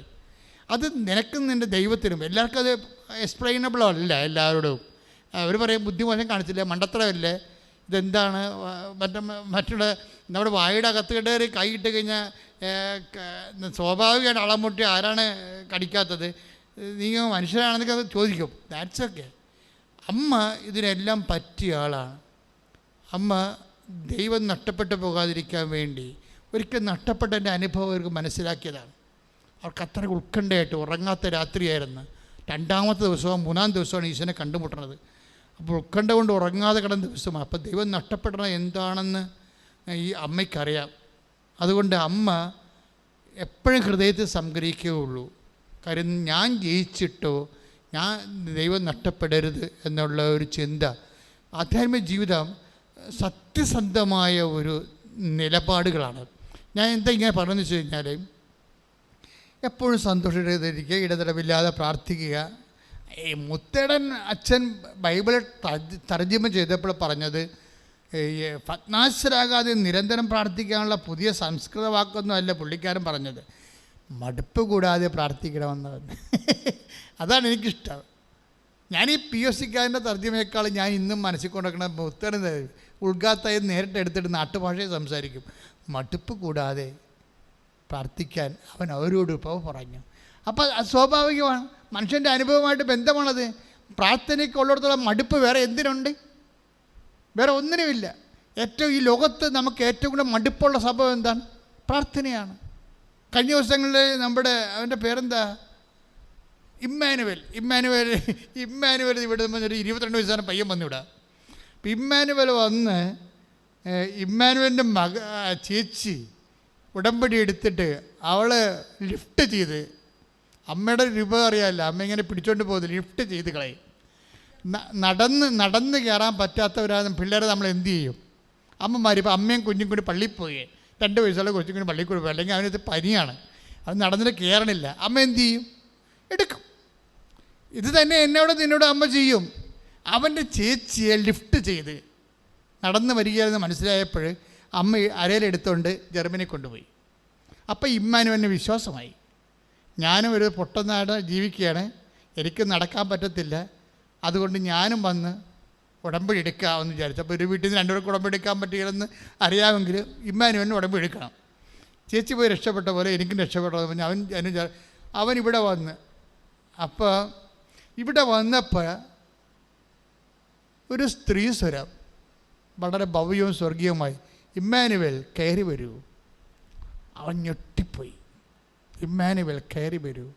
അത്രയും കൊതിയോടുകൂടി കൃപാസനം മാതാവ് ആരോ ആണെന്ന് അവൻ ചിന്തിച്ചും ധ്യാനിച്ചും പ്രാർത്ഥിച്ചും ഈ അമ്മയുടെ സ്റ്റെപ്പ് ചവിട്ടിയപ്പോൾ അവൻ വിളിച്ചു, ഇമ്മാനുവൽ. അപ്പോൾ എൻ്റെ പേര് വിളിക്കാൻ ആരാണെന്ന് നോക്കിയിട്ട് അവന് പരിചയമുള്ള ആരും ഇവിടെ ഇല്ല. അതാണ്, അവന് പരിചയമുള്ള ആരുമില്ല, ബന്ധുക്കളിലെ സ്വന്തപ്പെട്ട കൂട്ടുകാർ ആരുമില്ല. ഇവിടെ വരുമ്പോൾ ഇമ്മാനുവൽ കയറി വരൂ. അത് കൃപാസന അമ്മ ഒരു സാന്നിധ്യമാണ് ശരിക്കും പറഞ്ഞാൽ. അതൊരു ആശയമോ ഒരു തിരുസ്വരൂപമോ ഒന്നുമല്ല, അതൊരു സാന്നിധ്യമാണ്. അത് ഉടമ്പടിയിലൂടെയാണ് നമുക്ക് ഈ സാന്നിധ്യം. നിങ്ങൾക്കറിയാമല്ലോ ഉടമ്പടി നിങ്ങൾ ഉടമ്പടിയിൽ ഒരു 10,000 സാക്ഷ്യം നമ്മുടെ കയ്യിലുണ്ട്. 10,000 ഒന്നും അല്ല കേട്ടോ. ഈ സഭയിൽ ഇതുപോലെ സാക്ഷ്യമുള്ളൊരു പ്രയറില്ല, അത് നിങ്ങൾക്കറിയാം. എന്തുമാത്രം വെബ്സൈറ്റിൽ നിങ്ങൾക്ക് പരിചയമുള്ളതാണ്. നമുക്ക് ഒരു ദിവസം തന്നെ 25 സാക്ഷ്യം അപ്പ് ചെയ്യാൻ പറ്റിയ സാക്ഷ്യമുണ്ട്. 25 സാക്ഷ്യം അപ്പ് ചെയ്യാൻ പറ്റി. അപ്പോഴേ ഇത്രയും സാക്ഷ്യങ്ങൾ ഇങ്ങനെ വരുമ്പോഴാണ് സ്വാഭാവികമായി നമുക്ക് വരുന്ന ഒരു വിഷയം, ദൈവത്തിൻ്റെ ഏറ്റവും വലിയ അനുഗ്രഹം ഈ സാക്ഷ്യങ്ങളാണ്. രോഗം സുഖപ്പെടുക, അല്ലേ? ഇപ്പം ഇമ്മാനുവൽ കയറി വരാൻ പറഞ്ഞില്ലേ, സെക്കൻഡുകൾക്കുള്ളിൽ ആൾ IELTS പാസ്സാക്കി പാക്ക് ചെയ്ത് ആൾ പോയി. ചേച്ചിയുടെ അതേ കോളേജിൽ തന്നെ പോയി, ജർമ്മനിയിൽ. സ്പീഡ് അതായത് എടുക്കുമ്പോൾ നമുക്കറിയാൻ പറ്റുമേ, നടന്നു വരുമ്പോൾ സ്പീഡ് കുറവായി. അപ്പോൾ കൈയൊക്കെ പിടിച്ച് നടത്തും ദൈവം, പക്ഷേ എടുക്കുമ്പോൾ അറിയാൻ പറ്റും. Speed within no time within 2 വീക്കൊക്കെ ഈ സംഭവം സെറ്റ് ചെയ്ത് പോകും. ചിലപ്പോൾ ഇരിക്കുമ്പോൾ തന്നെ നമ്മൾ ഉടമ്പടിയിൽ എഴുതുമ്പോൾ തന്നെ സെറ്റാവും. അത് ലിഫ്റ്റ് ചെയ്യണമാണ്. അത് വല്ലാത്ത അങ്ങനെ കോരിയെടുക്കും. എടുത്ത് പിന്നെ നമ്മളുടെ ശക്തിയിലല്ല, നിങ്ങൾ എനിക്ക് തോന്നുന്നത് സറണ്ടർ ചെയ്യണമെന്നാണ് തോന്നുന്നത്.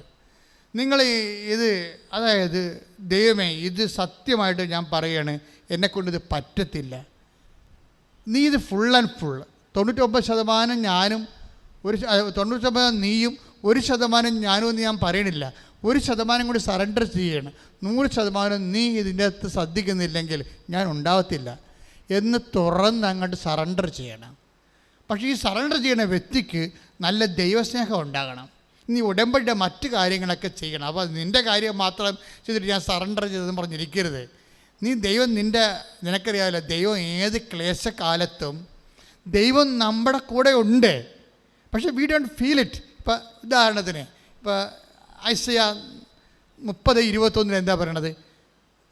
കർത്താവ് എനിക്ക് കഷ്ടതയുടെ അപ്പവും പറഞ്ഞ് കർത്താവ് എനിക്ക് കഷ്ടതയുടെ അപ്പവും ക്ലേശത്തിന് ജലവും ക്ലേശത്തിന്റെ ജലവും തന്നാലും എന്റെ ദൈവം നിന്റെ ദൈവം മറഞ്ഞിരിക്കില്ല. മറഞ്ഞിരിക്കുകയില്ല. നീ വലത്തോട്ടോ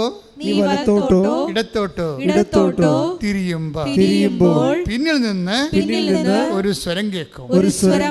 ഇതാണ് വഴി, ഇതിലേ പോകും. അപ്പൊ ദൈവം നിന്റെ വഴി നടത്തി തന്നെ ഒരാളാണ്.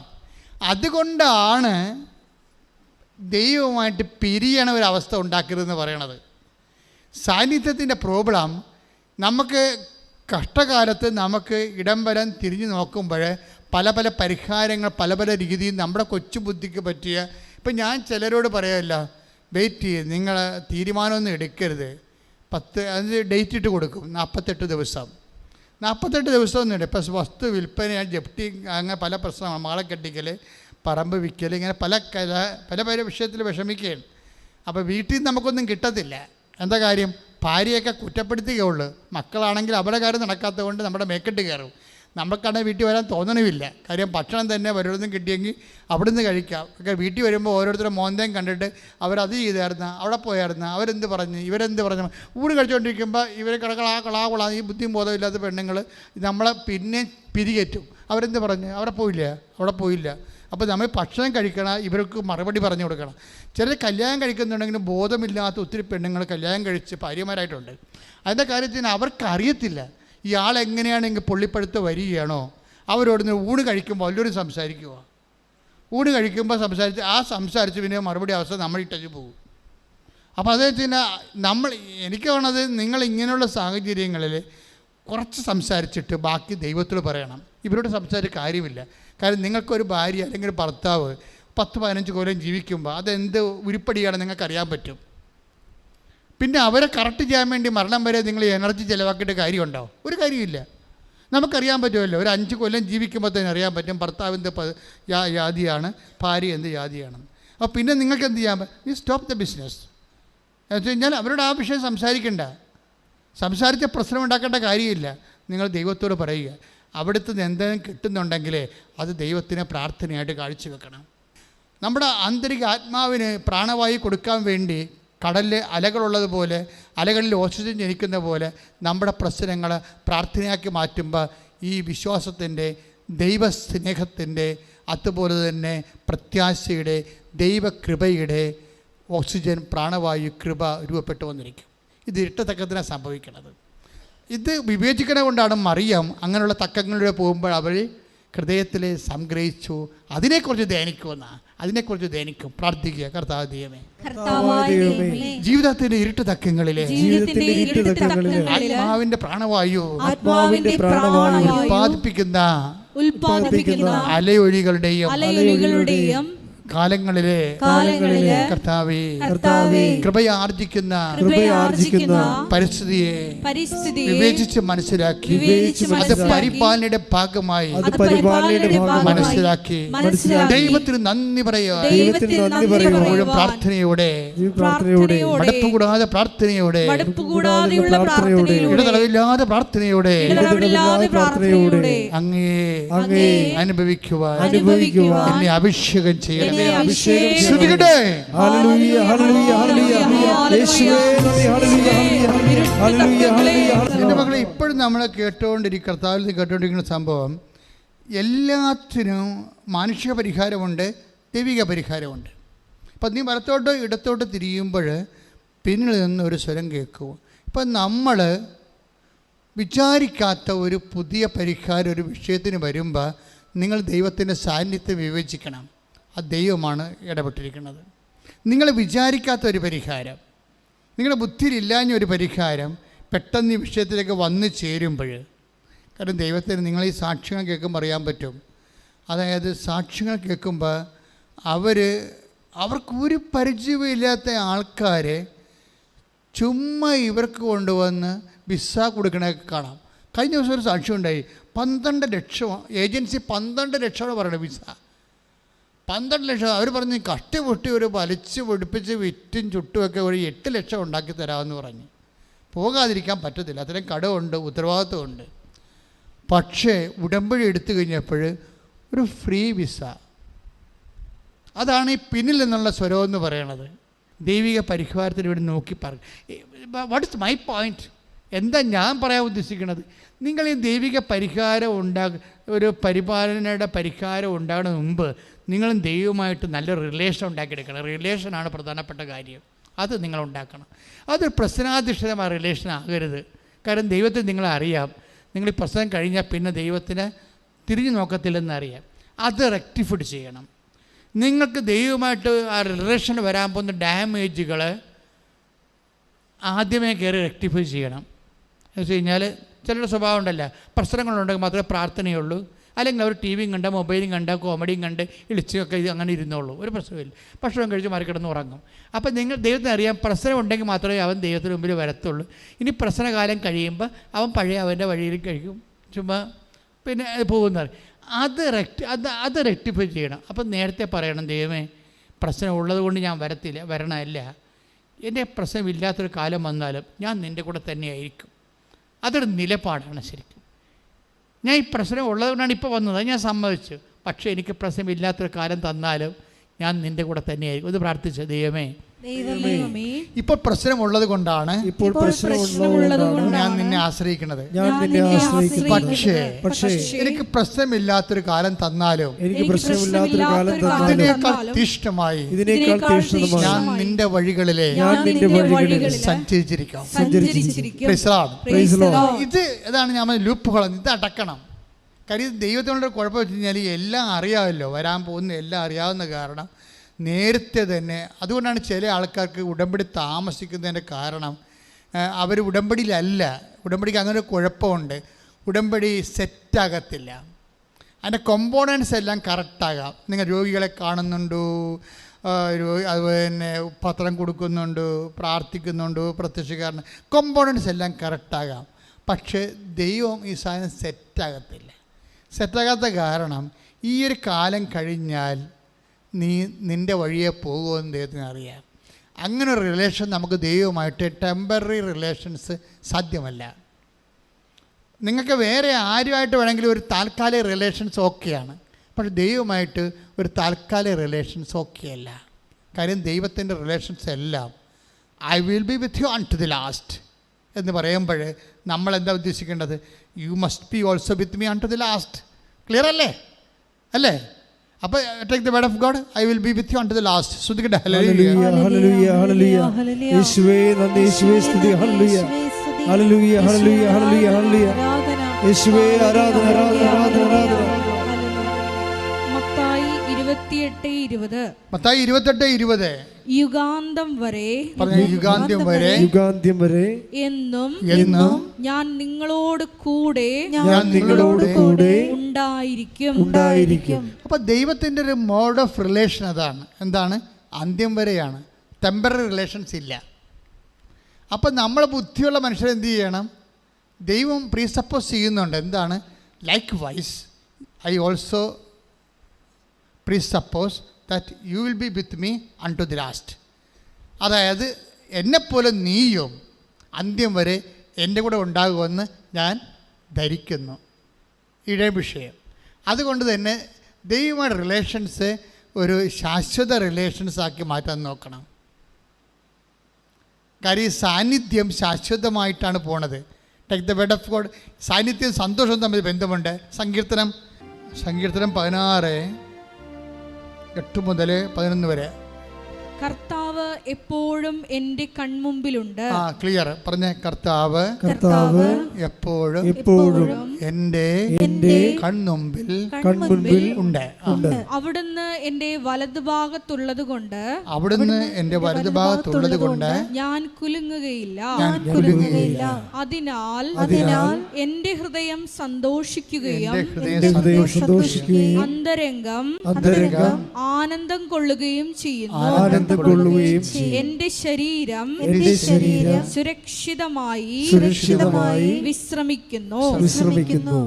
അവിടുന്ന് എന്നെ പാതാളത്തിൽ തള്ളുകയില്ല. അങ്ങയുടെ പരിശുദ്ധൻ ജീർണിക്കാൻ അനുവദിക്കുകയില്ല. അങ്ങ് എനിക്ക് ജീവന്റെ മാർഗം കാണിച്ചു തരുന്നു. അങ്ങയുടെ സന്നിധിയിൽ ആനന്ദത്തിന്റെ പൂർണ്ണതയുണ്ട്. അങ്ങയുടെ വലതുകൈയിൽ ശാശ്വതമായ സന്തോഷമുണ്ട്. ഇന്ന് പ്രോബ്ലം വെച്ച് കഴിഞ്ഞാൽ ഈ സങ്കീർത്തനം വായിക്കൊക്കെ മനസ്സിലാകണത് ഈ സന്തോഷം ദൈവം നൽകുന്നത് ശാശ്വതമായ സന്തോഷത്തെയാണ് ദൈവം ഉന്നം വെക്കണത്, ടെമ്പററി അല്ല.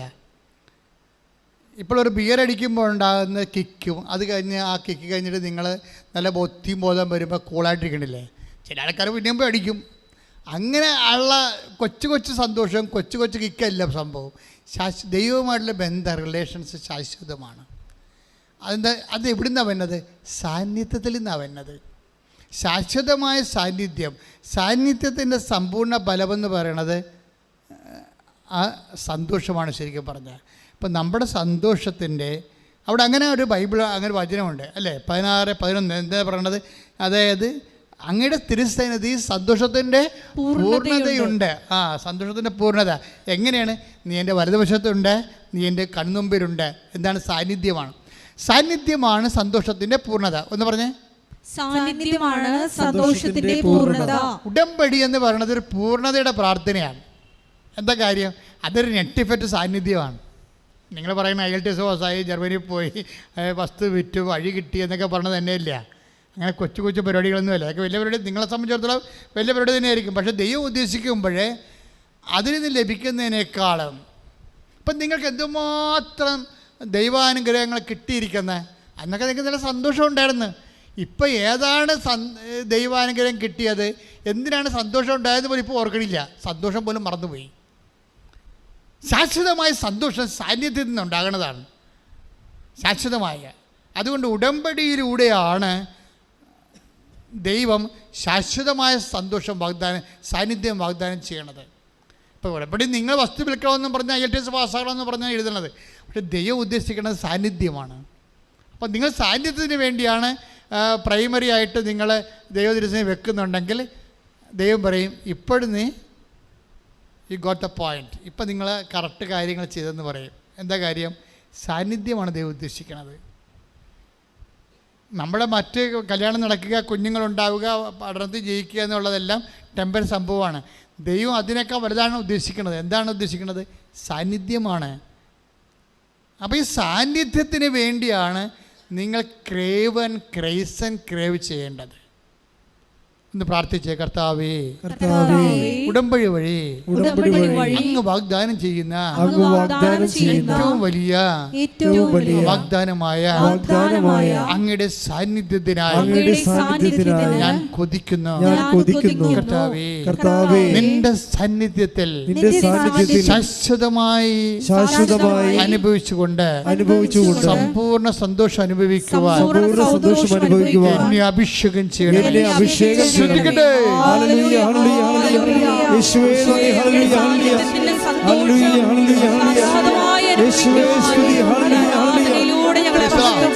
അപ്പോസ്തല പ്രവർത്തനം 2:28 എടുത്തേ. അപ്പോസ്തല പ്രവർത്തനം 2:28. ജീവന്റെ വഴികൾ, പറഞ്ഞ ജീവന്റെ വഴികൾ അവിടുന്ന് എനിക്ക് കാണിച്ചു തന്നു. തന്റെ സാന്നിധ്യത്താൽ അവിടുന്ന് എന്നെ സന്തോഷഭരിതനാക്കും. ഇപ്പൊ സാന്നിധ്യമാണ് സന്തോഷം. ഉടമ്പടി നമ്മൾ വെക്കേണ്ട പ്രധാനപ്പെട്ട കാര്യം എന്താണ്? സാന്നിധ്യമാണ്. കാര്യം കഴിഞ്ഞ ദിവസം ആൻ്റണി എന്നും പറഞ്ഞൊരു മനുഷ്യൻ സാക്ഷ്യം പറഞ്ഞു. തെക്കടിശ്ശേരിക്കാരനാണ്, എൻ്റെ ഇടവക്കാരനല്ല. ഞാൻ അവിടെ 2 ഇടവക ഉണ്ട്, ലാറ്റിനും ഉണ്ട്, സിറിയൻ കാത്തലിക്കുമാണ്. ഇപ്പോൾ സിറിയൻ കാത്തലിക്കിലുള്ള വലിയപ്പനൊരു സാക്ഷ്യം പറഞ്ഞു ഇവിടെ. തെക്കടിശ്ശേരി എന്ന് പറഞ്ഞുകൊണ്ട് ഞാൻ ശ്രദ്ധിച്ചത്, അപ്പാപ്പൻ ഒരു വലിയപ്പനാണ്.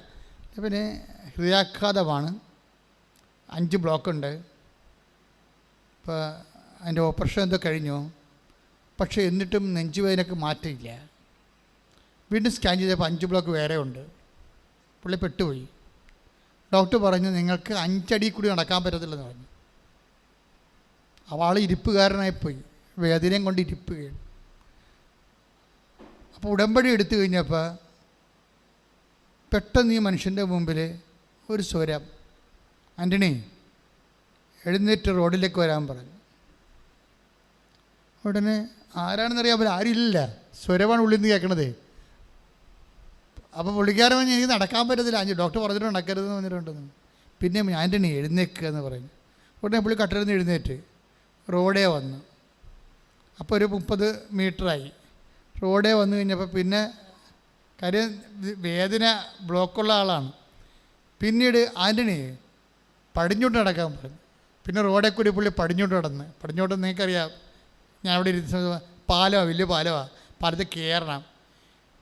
അപ്പോൾ ഹാർട്ടിൻ്റെ പ്രശ്നമുള്ളവർക്ക് പാലത്തിൽ കയറാൻ പാടല്ലേ. ആൻ്റണി പാലത്തേക്ക് കയറ്റി ഇറക്കിയിട്ട് ആൻ്റണി നടക്കാൻ പറഞ്ഞു. ഇതെല്ലാം ഇങ്ങനെ സ്വരം കേൾക്കും, നടക്കൂ പേര് വിളിച്ചാൽ പറയണത്, ആൻ്റണി നടക്കൂ. ആൻ്റണി നടന്ന് തുറവൂർ കവലയെത്തി. അപ്പോൾ എത്രയായി? 5 കിലോമീറ്ററായി. വീട്ടിൽ നിന്ന് 5 കിലോമീറ്റർ, 5 അടി പോരാൻ പറ്റാത്ത ആളെ പേര് പറഞ്ഞ് അവിടെ നിന്ന് വിളിച്ചെഴുന്നേൽപ്പിച്ചിട്ട് 5 കിലോമീറ്റർ നടത്തി തിരിച്ചു കൊണ്ടുവന്നാക്കി. ഇത് ഉടമ്പടിക്കേ പറ്റത്തുള്ളൂ. കാര്യം എന്താണ്? ഈ ഉടമ്പടി മാത്രമേ പാക്കേജ് ഉള്ളൂ. എന്താണ്? ഞാൻ നിൻ്റെ കൂടെ, I'll come with you wherever you go. അല്ലേ? നമ്മൾ ജോഷുവ 1:9 വായിക്കണില്ലേ? വായിച്ച്. ജോഷുവ 1:9. നിന്റെ ദൈവമായ കർത്താവ്, പറഞ്ഞ നിന്റെ ദൈവമായ കർത്താവ്, നിന്റെ ദൈവമായ കർത്താവ് നീ പോകുന്നിടത്തെല്ലാം നിന്നോട് കൂടെ ഉണ്ടായിരിക്കും. കൈയടിച്ച് കർത്താവ് ശ്രദ്ധിക്കട്ടെ. ഇതുപോലൊരു വചനമാണ് മോസസിനോട് പറഞ്ഞിരിക്കുന്നത്. അതെല്ലാം ഉടമ്പടിയുടെ ആണി വചനങ്ങളാണ്. 33:14 പുറപ്പാട് പുസ്തകം. ശ്രദ്ധിക്കട്ടെ. ഹല്ലേലൂയ, ഹല്ലേലൂയ, ഹല്ലേലൂയ, ഹല്ലേലൂയ. യേശുവേ നന്ദി. ഹല്ലേലൂയ. പുറപ്പാട് 33:14. കർത്താവ് പറഞ്ഞു, ഞാൻ തന്നെ നിന്നോട് കൂടെ വരികയും നിനക്ക് ആശ്വാസം നൽകുകയും ചെയ്യും.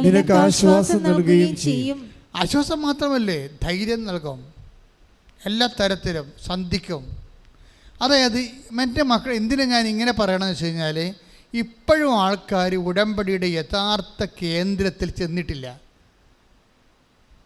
ഇന്ത്യ വരെ, ആഗ്ര വരെ ചെന്നിട്ട് താജ്മഹലും കണ്ട് പോകുന്ന പോലെ പല ആൾക്കാരും ചെയ്യിക്കേണ്ടത്. അപ്പുറത്ത് ഡൽഹി ഉണ്ടല്ലോ, തലസ്ഥാനത്ത് പോയിട്ടില്ല ആൾക്കാർ എന്ന് പറഞ്ഞ പോലെ ഒരു സംഭവം. ഉടമ്പടിയുടെ കേന്ദ്രമെന്ന് പറയുന്നത് സാന്നിധ്യമാണ്. ദൈവത്തിൻ്റെ ഏറ്റവും വലിയ കൊതി എന്താണെന്നറിയാമെന്ന്, നമ്മുടെ കൂടെ സഞ്ചരിക്കുക, ജീവിക്കുക, സാന്നിധ്യം നൽകുകയാണ് ചെയ്യണത്. ബാക്കിയെല്ലാം അതാണ് ലക്ഷ്യം ദൈവത്തിൻ്റെ. നിൻ്റെ പ്രശ്നങ്ങളെല്ലാം ദൈവത്തിൻ്റെ മാർഗമാണ്. ദൈവത്തിൻ്റെ ലക്ഷ്യം എന്ന് പറയുന്നത് നിൻ്റെ കൂടെ, എൻ്റെ കൂടെ ജീവിക്കുക എന്നുള്ളതാണ്. അപ്പം നീ അതിന് പ്രാധാന്യം കൊടുത്താണ് ഉടമ്പടിയിൽ സെറ്റ് ചെയ്യണമെന്നുണ്ടെങ്കിൽ, കർത്താവേ നീ എന്നെ വിട്ടു പിരിഞ്ഞു പോകരുത്, എൻ്റെ കൂടെ ഉണ്ടാകണം. കഴിഞ്ഞ ദിവസങ്ങളൊക്കെ ധ്യാനിപ്പിച്ചപ്പോഴേ അപ്പോസ്തലന്മാർ സന്ധ്യ ആയപ്പോൾ കർത്താവിന് പറഞ്ഞു, എമ്മാവൂസ് ശിഷ്യന്മാരില്ലേ, പണപോക്ക് സന്ധ്യയായി. അപ്പോൾ യേശു മുന്നോട്ട് നടക്കുന്നതായിട്ട് ഭാവിച്ചു എന്നാണ് പറയണത്. അപ്പോൾ അപ്പോസ്തലൻ പറഞ്ഞു, സന്ധ്യയായി, നീ ഞങ്ങളോടൊത്ത് വസിച്ചാലും. തിരിച്ച് വിളിച്ചില്ലെങ്കിൽ ആ ഒരു പോക്കും പോകും. അതാണ് വിഷയം. സാന്നിധ്യം വിളിച്ച് ചേർക്കേണ്ടതാണ്, അല്ലാതെ ഓട്ടോമാറ്റിക്കായിട്ട് സംഭവിക്കുന്നതല്ല. അതിൽ നിന്ന് വ്യക്തമാണ്. ആ take the word of God. ശ്രദ്ധിക്കട്ടെ. ലൂക്ക 24:29. അവർ അവനെ നിർബന്ധിച്ചുകൊണ്ട് പറഞ്ഞു, ഞങ്ങളോട് കൂടെ താമസിക്കുക, നേരം വൈകുന്നു, പകൽ അസ്തമിക്കാറായി. അവൻ അവരോട് കൂടെ താമസിക്കുവാൻ കയറി. നമുക്കൊക്കെ വരുന്നൊരു പ്രശ്നമുണ്ടല്ലോ, നേരെ എപ്പോൾ വേണമെങ്കിലും വൈകാം. 5 മണി വരെ 6 മണി വരെ കാത്തിരിക്കേണ്ട കാര്യമില്ല. രാവിലെ അതിന് നേരം വൈകും. നമുക്ക് രാവിലെ അതിന് എഴുന്നേൽക്കുമ്പോൾ തന്നെ കുഞ്ഞിന് കഴിഞ്ഞ ദിവസം കണ്ടില്ലേ, ആ കുഞ്ഞിന് ജന്നി പിടിച്ചിട്ട് അവൻ തളർന്നു പോയി രാവിലെ. അപ്പം തന്നെ നേരം വൈകി. അപ്പം തന്നെ അമ്മയുടെ സന്തോഷത്തിൻ്റെ അസ്തമയമായി.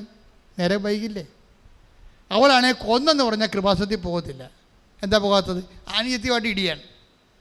അനിയത്തി പറയും, നീ കൃപാസനത്തിൽ പോ. പിന്നെ മാതാവിന് കാശ് കൊടുത്തിട്ടാണ് മാതാവിനെ ധ്യാനിക്കണത്. മാതാവ് ഞങ്ങളുടെ നാട്ടിലുണ്ട്. അത് നീ ആ കൃപാസനത്തിൻ്റെ കാര്യം നിങ്ങളുടെ പറഞ്ഞു പറയേണ്ട കാര്യം.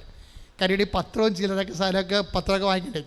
നമ്മളെ സ്വസ്ഥക്കാഴ്ച പോലും എടുക്കണില്ല. പിന്നെ പത്രം നമ്മൾ പുറത്തടിക്കണ കാരണം അതിൻ്റെ പൈസ വാങ്ങിക്കുന്നുണ്ട്. നമ്മൾ ഇനിയും അടിക്കണമല്ല. പക്ഷേ എന്താ പ്രോബ്ലം വെച്ച് കഴിഞ്ഞാൽ അല്ലാതെ ഒരു സാധനവും സംഭാവനയോ സ്വസ്ഥക്കാഴ്ച ഒരു സാധനം നിങ്ങൾക്കത് വായിക്കണില്ലല്ലോ. ഇവിടെ ആരും വേണ്ടി നിൽക്കണ വില എഴുതി വെച്ചിട്ട് കുർബാന പണം എഴുതി വെച്ചിട്ടില്ല ഇവിടെ. ഞങ്ങൾക്ക് വേണമെങ്കിൽ ഒരു 30 ലക്ഷം രൂപ യൂട്യൂബിൽ നിന്ന് ഉണ്ടാക്കാം ഒരു മാസം, അത്രയും വരുമാനം മേടിക്കും. അത് വാങ്ങിക്കണില്ല. അത് എന്താ വാങ്ങിക്കാത്തതിൻ്റെ കാരണം വെച്ചാൽ ഇപ്പോൾ കാസയില്ലേ, കാസ അത് സ്വർണ്ണമാണെന്ന് വിചാരിച്ചോ, ആരെങ്കിലും വിൽക്കുമോ? അത് കൊടുത്താൽ കാശ് കിട്ടും വിചാരിച്ചിട്ട് വിൽക്കത്തില്ല. അത് കർത്താവിൻ്റെ തിരുരക്തം കുദാശ ചെയ്യണതാണ്, അതിന് വിലയിടാൻ പറ്റത്തില്ല. അതുകൊണ്ട് ഞങ്ങൾ ഇപ്പോൾ വരെ എടുത്ത തീരുമാനം, ഇപ്പം നാളെ മാറിയിട്ട് ചിലപ്പോൾ എന്ന് പറയാം, അച്ഛാ ഇവർ ഇത് തന്നെ അവർക്ക് റീഫണ്ട് ചെയ്യച്ചാ. ചില വന്നതിനോട് വന്ന് ഉപദേശിക്കും, മീഡിയ മാൻ വന്ന് ഉപദേശിക്കും, നിങ്ങളുടെ യൂട്യൂബിൻ്റെ വരുമാനം കൂട്ടാൻ വേണ്ടി അവർ തരുന്ന പൈസ നിങ്ങൾ കാശ് വാങ്ങിക്കണ്ട, മറിച്ച് അത് അവർക്ക് റീഫണ്ട് ചെയ്യും, എന്നിട്ടത് യൂട്യൂബിൻ്റെ പ്രൊമോഷന് വേണ്ടി എടുക്കുക. അങ്ങനെയൊക്കെ ഉള്ള ചിന്ത ഇപ്പോൾ ഉണ്ട്. കാര്യം നമ്മൾ പൈസ 5 പൈസ വാങ്ങിക്കത്തില്ല, തിരിച്ച് കമ്പനിക്ക് തന്നെ അവർ പൈസ തരണ്ട, അതിന് പറയാം ആ പൈസക്ക് അവർ നമ്മുടെ യൂട്യൂബ് പ്രൊമോട്ട് ചെയ്താൽ മതി എന്ന് പറഞ്ഞ് ഇപ്പോൾ വീഡിയോ ഉപദേശകർ ഇവിടെ വരുന്നുണ്ട്. ഞങ്ങൾ അതിനെ പോസിറ്റീവായിട്ട് തന്നെ എടുക്കണത്. പക്ഷേ പ്രാർത്ഥിച്ച് മെസ്സേജ് എടുത്താൽ മാത്രമേ നടപ്പിൽ വരത്തുള്ളൂ. പക്ഷേ അതിൻ്റെ 5 പൈസ നമ്മൾ ഈ സ്ഥാപനം മേടിക്കത്തില്ല ഒരിക്കലും. കാര്യം അത് കർത്താവിന്. അപ്പോൾ അങ്ങോട്ട് തന്നെ എടുക്കുകയാണ്. നമ്മുടെ യൂട്യൂബ് പ്രൊമോട്ട് ചെയ്ത് പോകണമെങ്കിൽ ലക്ഷങ്ങളിലേക്ക് പെട്ടെന്ന് കർത്താവിൻ്റെ വചനം എത്തും. അപ്പോൾ നമ്മളതിനു വേണ്ടിയാണ് ഈ കട്ടപ്പാട് മുഴുവൻ. നിങ്ങളെ കൊണ്ടൊക്കെ ഓരോ സ്ഥലത്തും പത്രമൊക്കെ കൊടുപ്പിക്കേണ്ട ഉദ്ദേശം എന്താണ്? കർത്താവിനെ അറിയാത്തവരെ അറിയണം, അറിഞ്ഞവർ ആഴപ്പെടണം. അതിന് മനസ്സുള്ള ആൾക്കാരെ സന്തോഷത്തോടെ ചെയ്യും, ദൈവം അവിടെ കൂടെ സഞ്ചരിക്കുകയും ചെയ്യും. അത് കൃത്യമായ അനുഭവങ്ങളല്ല നമുക്കുള്ളത്. എന്താ പ്രശ്നം വെച്ച് കഴിഞ്ഞാൽ ഈ ഒരു വിഷയത്തിൽ നമ്മൾ ശ്രദ്ധിക്കേണ്ട ഒരു വിഷയം, ദൈവത്തിൻ്റെ മനസ്സിലിരിപ്പ് നമ്മുടെ കൂടെ സാന്നിധ്യം നൽകണമെന്നുള്ളതാണ്. പിന്നെ ദൈവത്തിൻ്റെ 2 മനസ്സിലിരിപ്പുണ്ട്. ഹിഡൻ അജണ്ട എന്ന് നമ്മളൊക്കെ നാട്ടുകാർ പറഞ്ഞ പോലെ 2 ഹിഡൻ രഹസ്യമായ ഗൂഢ മനസ്ഥിതിയുണ്ട്. ഒന്ന്, നമ്മുടെ കൂടെ നിത്യമായിട്ട് ദൈവം സാന്നിധ്യമായിട്ട് ചെയ്ത് ജീവിക്കണം. അതിനാണ് ഉടമ്പടി ദൈവം വെച്ചിരിക്കുന്നത്. 2ാമത് വെച്ചിരിക്കുന്നത് നമ്മൾ നിർബന്ധിക്കണം. അതാണ് വിഷയം. അല്ല വെറുതെ ദൈവം വന്ന് നമ്മുടെ കൂടെ താമസിക്കത്തില്ല. ഈ നിർബന്ധമാണ് പലപ്പോഴും നമ്മളെ പലതരത്തിൽ പ്രേക്ഷിത പ്രവർത്തനമൊക്കെ മാറ്റുന്നത്. ഒരു നിർബന്ധമാണ്. കർത്താവെ, ഞാൻ 100 പേരെ അങ്ങയെ അറിയിക്കും, അങ്ങ് എന്നെ വിട്ട് പിരിഞ്ഞു പോകരുത്. കർത്താവ്, ഞാൻ രോഗികൾക്ക് കൊണ്ടുപോയി ഭക്ഷണം കൊടുക്കും, അങ്ങ് എന്നെ വിട്ട് പിരിഞ്ഞു പോകരുത്. കർത്താവ്, ഞാൻ കൊണ്ടുപോയി ആശുപത്രി കൊണ്ടുപോയി രോഗികളെ കാണും, കർത്താവ് നീ എന്നെ വിട്ട് പിരിഞ്ഞു പോകരുത്. അപ്പം നമ്മുടെ ഓരോ പ്രേക്ഷിത പ്രവർത്തനം പ്രാർത്ഥനയുടെ ഉദ്ദേശം എന്താണ്? കർത്താവ്, നീ എൻ്റെ കൂടെ വസിക്കണമേ. എല്ലാ പ്രേക്ഷിത പ്രവർത്തനവും നീ നിൻ്റെ പരീക്ഷ, വീട്, വസ്തു അതൊക്കെ കർത്താവ് നോക്കിക്കൊള്ളും. നീ പ്രാധാന്യം കൊടുക്കണം എന്താണ്? കർത്താവെ, ഞങ്ങളോടൊത്ത് വസിക്കുക. കാരണം എന്താണ്? നേരം വൈകുന്നു, സൂര്യൻ അസ്തമിക്കാറായി. ഓരോ നിമിഷവും അസ്തമയം വരുമ്പോൾ കർത്താവിനെ വിളിക്കാൻ കാലമായെന്ന് ചിന്തിച്ചിട്ട് അത് വെറുതെ വിളിച്ചോണ്ടിരിക്കാൻ പറ്റത്തില്ല. അതിന് പകരം നമ്മൾ പ്രവർത്തിച്ച് പ്രേക്ഷിത പ്രവർത്തനങ്ങളിലൂടെ കർത്താവിനെ നിർബന്ധിക്കുകയാണ്. എന്തിനാണ്? നമ്മുടെ കൂടെ വസിക്കാൻ. കാര്യം ഉടമ്പടിയുടെ ആത്യന്തികമായ ലക്ഷ്യം എന്താണ്? സാന്നിധ്യം. പ്രാർത്ഥിക്കുക, കർത്താവേ ഉടമ്പടിയുടെ ഏറ്റവും വലിയ ദൈവിക ലക്ഷ്യമായ ദൈവ സാന്നിധ്യത്തിലെ ജീവിക്കാൻ വേണ്ടി എന്റെ പ്രാർത്ഥനാ ജീവിതത്തെ, പ്രേക്ഷിത പ്രവർത്തനങ്ങളെ, ഉടമ്പടി ജീവിത രീതി അങ്ങ് പൂർണ്ണമായി പ്രയോജനപ്പെടുത്തിക്കൊണ്ട് എന്നിൽ വസിക്കണമേ. എന്റെ സഹസഞ്ചാരിയായി കൂടെ നടക്കണമേ. നിത്യത വരെ. ഹല്ലേലൂയ, ഹല്ലേലൂയ, ഹല്ലേലൂയ. യേശുവേ